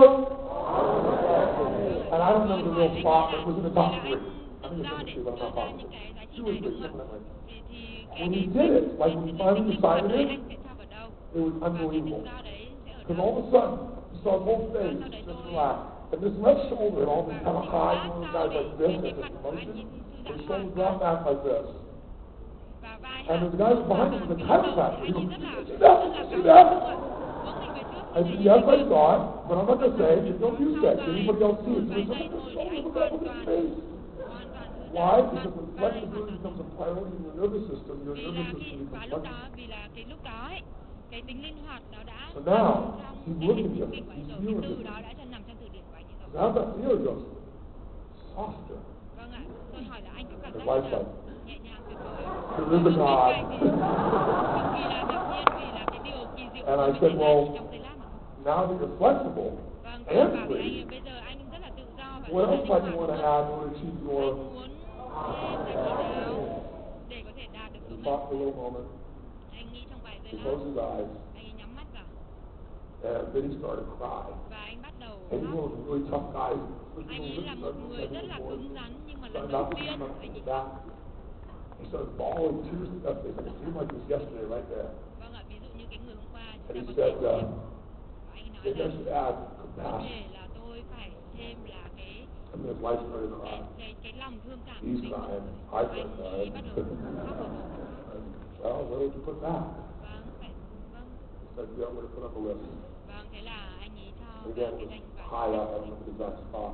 But when he put it in, the last bit of tension in his face just Và dropped lúc out. khi mà His anh ấy neck, cho cái lòng shoulders, thương cảm của danh sách everything. của mình You look at Jim, cái you mặt look của anh ấy, khuôn mặt của peaceful and anh ấy happy. thay đổi rất là nhiều, rất là hạnh phúc, rất là thư giãn và And then đầy Jim tình Barnes. cảm trong đó. And Jim went through that process, went through the event. He came back for 16 straight years to every day with Destiny I went to. And worked as a leadership and training person, getting back. Sau đó Jim thì đã tham dự vào 16 lần tham dự cái chương trình hẹn hò về số mệnh của chúng tôi, và cuộc đời của anh đã không bao giờ còn như cũ nữa. Bây giờ Jim trở thành một người rất là thành công. Và tôi biết rằng là cái câu chuyện này là 16 năm trước đây rồi, nhưng mà đó là thực sự là chỉ một những cái giá trị của anh chị thêm vào, chúng ta có thể thay đổi hoàn toàn cái số mệnh của chúng ta. Và anh ta bây giờ hiện tại đang giúp tôi trong một số những chương trình ở California. Anh ta là một người bạn tuyệt vời của tôi và anh ta tôi có 16 năm tuyệt vời bởi vì cái thay đổi của anh, và từ đến năm nay thì anh ta bị ung thư, nhưng mà tôi rất cảm thương cho anh ta. Nhưng mà cho đến bây giờ anh nói với tôi là cách đây 1 năm anh nói với tôi rằng có 16 năm tuyệt vời từ cái buổi thay đổi của tôi, và tôi có tuyệt vời, tôi sống cuộc sống với cả gia đình tôi, với cả những đứa trẻ nhà tôi, và đó là hẹn hò với sức mạnh của tôi, đó là sức mạnh của tôi, và tôi chạm vào điều đó. Tại sao tôi muốn làm cố gắng, tôi muốn nói với các chị là cần phải ghi vào cái giá trị cho chị, và những cái thời gian các chị cảm thấy nó lãng phí như thế này, nhưng mà đó là điều, nhưng mà bởi đó là cái sức mạnh, bởi vì đó là cái sức mạnh mà thay đổi cái sức mạnh của chúng ta, và tôi hiểu. Và bởi vì đó cái tâm hồn của tôi muốn đưa cho các bạn, tôi muốn thực sự cho bạn có một cuộc sống tự do, hạnh phúc, các bạn đạt được những điều mà muốn. Tôi chỉ muốn thực sự là đưa cho bạn nhiều hơn nữa những cái gì mà tôi có thể, và bất cứ tôi một cái gì tôi làm cho mọi người, tôi muốn làm cho anh chị ở đây là đến từ trái tim của tôi. Và Jim của tôi đó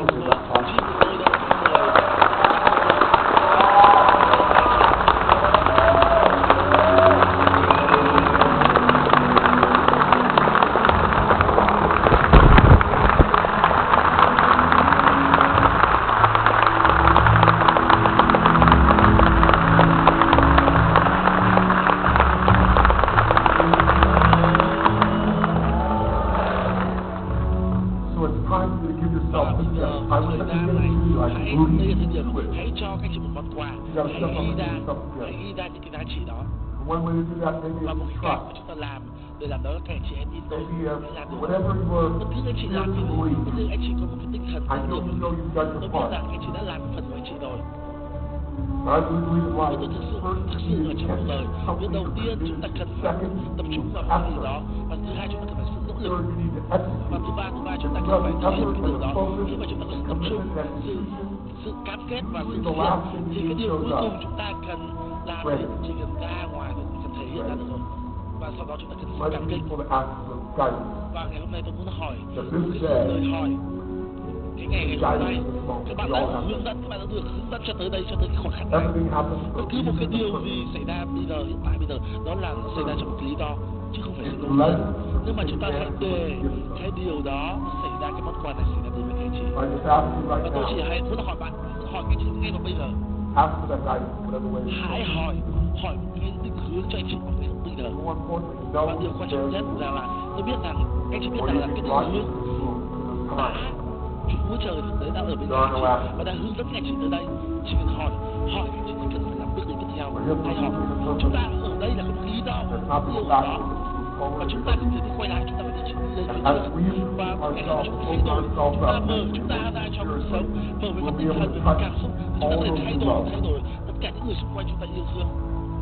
Feel strength inside yourself. Make a move. Make a move.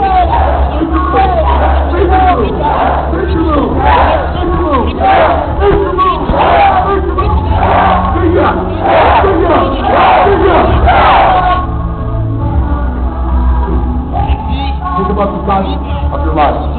All the places in your life you've been guided.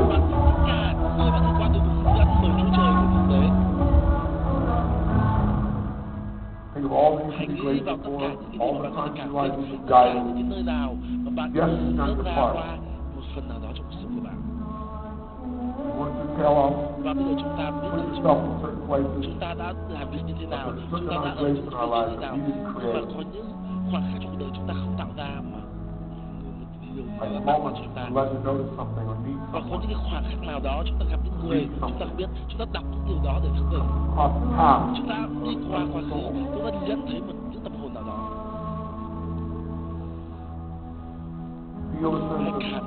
Hãy cảm nhận sự bên sâu, cảm kết bên sâu trong tất cả chúng ta, và hãy có sự cam kết.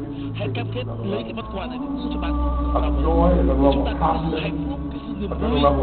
Hãy đưa cho chúng ta một cái tầng cao mới, sự hạnh phúc của sự giá trị. Hãy đưa cho chúng ta một tầng cao của sự niềm vui, của sự niềm đam mê, của sự cảm thương cho những người xung quanh. Và hãy cảm nhận sự tuyệt vời tất cả chúng ta đang được hướng dẫn bởi một bàn tay vô hình, bởi một sức mạnh người. Tất cả mọi người, tất cả bạn, cuộc đời không xảy ra cho chúng ta, cuộc đời được hướng dẫn chúng ta hiểu một lời do chúng ta tạo ra. Và hãy cảm giác những cảm giác đau đớn trong đời của chúng ta. Những khoảng đau đớn đó thực ra đó là một món quà để tới đưa cho chúng ta, để giúp chúng ta, để vượt chúng ta, để tạo ra chúng ta trong ngày hôm nay.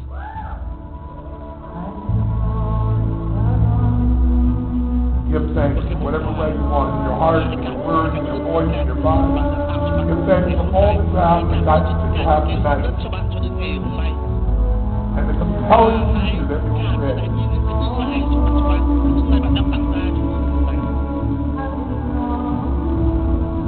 Sense the life of study, commitment, energy, aliveness, and meaning.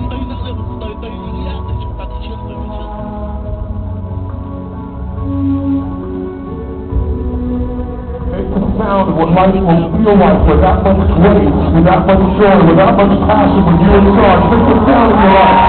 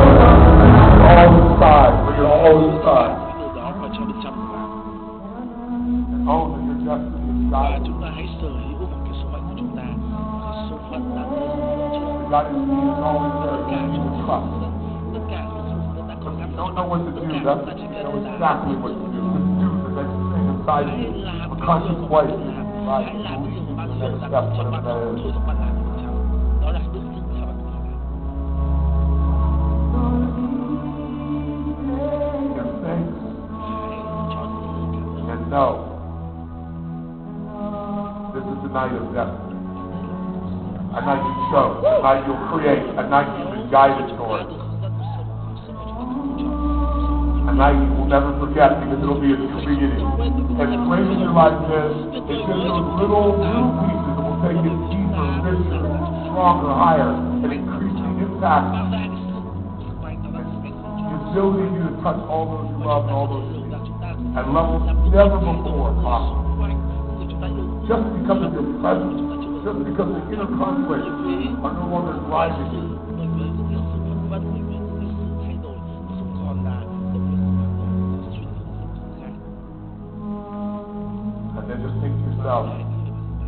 Amen, so it is, or yes. Whatever works for you, or all the above. Just feel it. End it with a yes.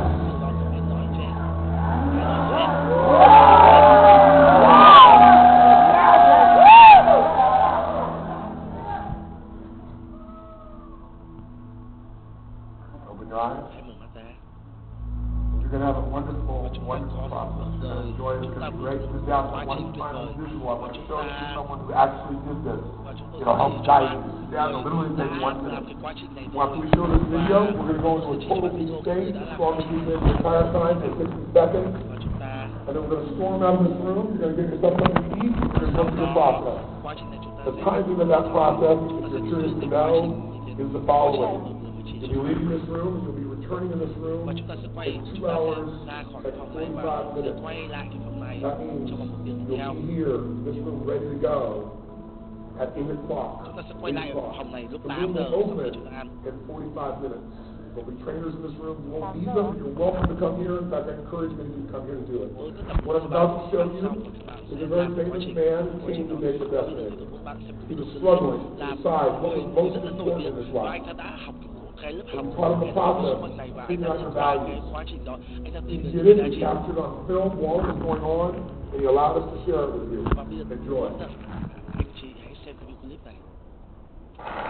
if I had one wish that I could wish this holiday season, Nếu mà tôi có it một would be that all the children of the world tôi join hands, muốn sing những together, cái lời mong Chữa, trong cuộc đời của tôi trong cái buổi Giáng sinh này đó là If I had two wishes that I could make this nếu mà tôi holiday muốn season, có hai lời first khuyên would be for all the children of the world join hands, sing cho together harmony. cho kỳ nghỉ And the lễ này tôi second muốn would có be for $30 tất million cả a month to be given to me.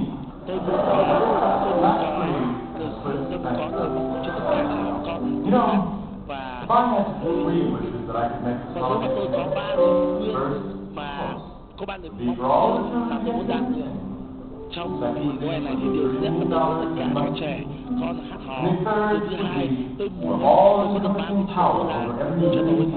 Và điều thứ ba And if I had four wishes và that I tôi could muốn make nếu this tôi có holiday season, 4 điều ước first trong would be to crack kỳ up. nghỉ này. Thứ nhất là tôi nói là tôi sẽ muốn trẻ con thấy hò. Thứ hai là muốn $30 triệu vào trong túi của tôi. Điều thứ Would you 4 set aside once a month each year tôi muốn mỗi for an tháng năm tôi có một 31 tháng day tôi đi forecast? chơi. We brought about the story by Rosanna Arquette and that model Paulina somebody, I can't remember her name. Of course my lovely wife can come too. Behind me I'm going to wait a minute, maybe that's that thing to do the first wish. So if I did that the first wish, you're going to get all the boom tomorrow, then when you no, the kids singing would be great. That would Và be bởi vì nice. là cái lời Wait a minute, who am I kidding? I mean, they're not going to be able to get all those kids together. I mean, they're like kids together, it's impossible. It won't work. So, we reorganize. Here we go. First, the sex thing. We go with that. Second, the money. No. We go with the power Sau second, khi then bây the giờ money. tôi điều ước chúng tôi một chút đổi thứ tự. Có lẽ bây giờ đầu tiên tôi điều ước thứ tự mà tôi muốn là tôi muốn nghỉ nghỉ với cả vợ tôi. Thứ hai là tôi muốn đi Hàn Quốc. Tôi muốn là trẻ con hát. Và bây giờ tôi muốn 5 điều ước. Đừng có đóng hài cực mà.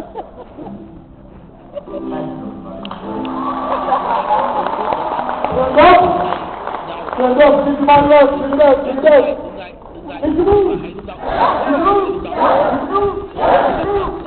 Say yes. Say yes. Say yes. Now I am the voice. Now I am the voice. I believe, not follow. I believe, not doubt. I believe, not destroy. I'm forced for good. I am a leader. Defy the odds. Set the standards. Step up. Step up. Step up. Use all body. Now I am the voice. Now I am the voice. I believe, not follow. I believe, not doubt. I believe, not destroy. I am a force for good. I am a leader. Defy the odds. Set the standards. Step up. Step up. Step up. Now I am the voice. Now I am the voice. I believe, not follow. I believe, not doubt. I create, not destroy. I am a force for good. A force for God. I am a leader. Defy the odds. Set the standards. Step up. Step up. Step up. Step up. Step up.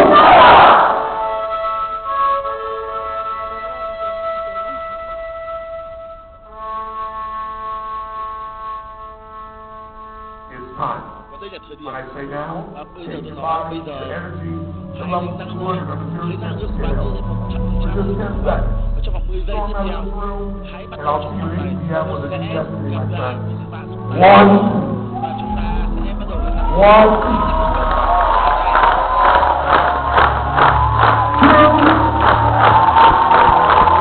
Two. Go!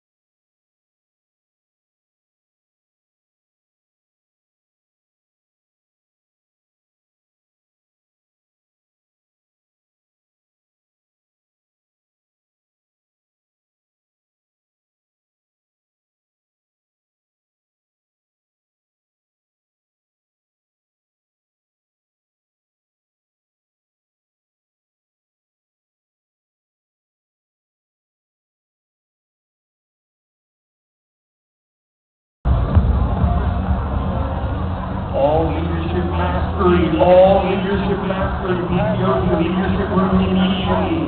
All leadership mastery to the leadership room immediately. All crew stay in the room to vend the room for tonight. All crew stay in the room to vend the room for tonight. All participants make their way to the room.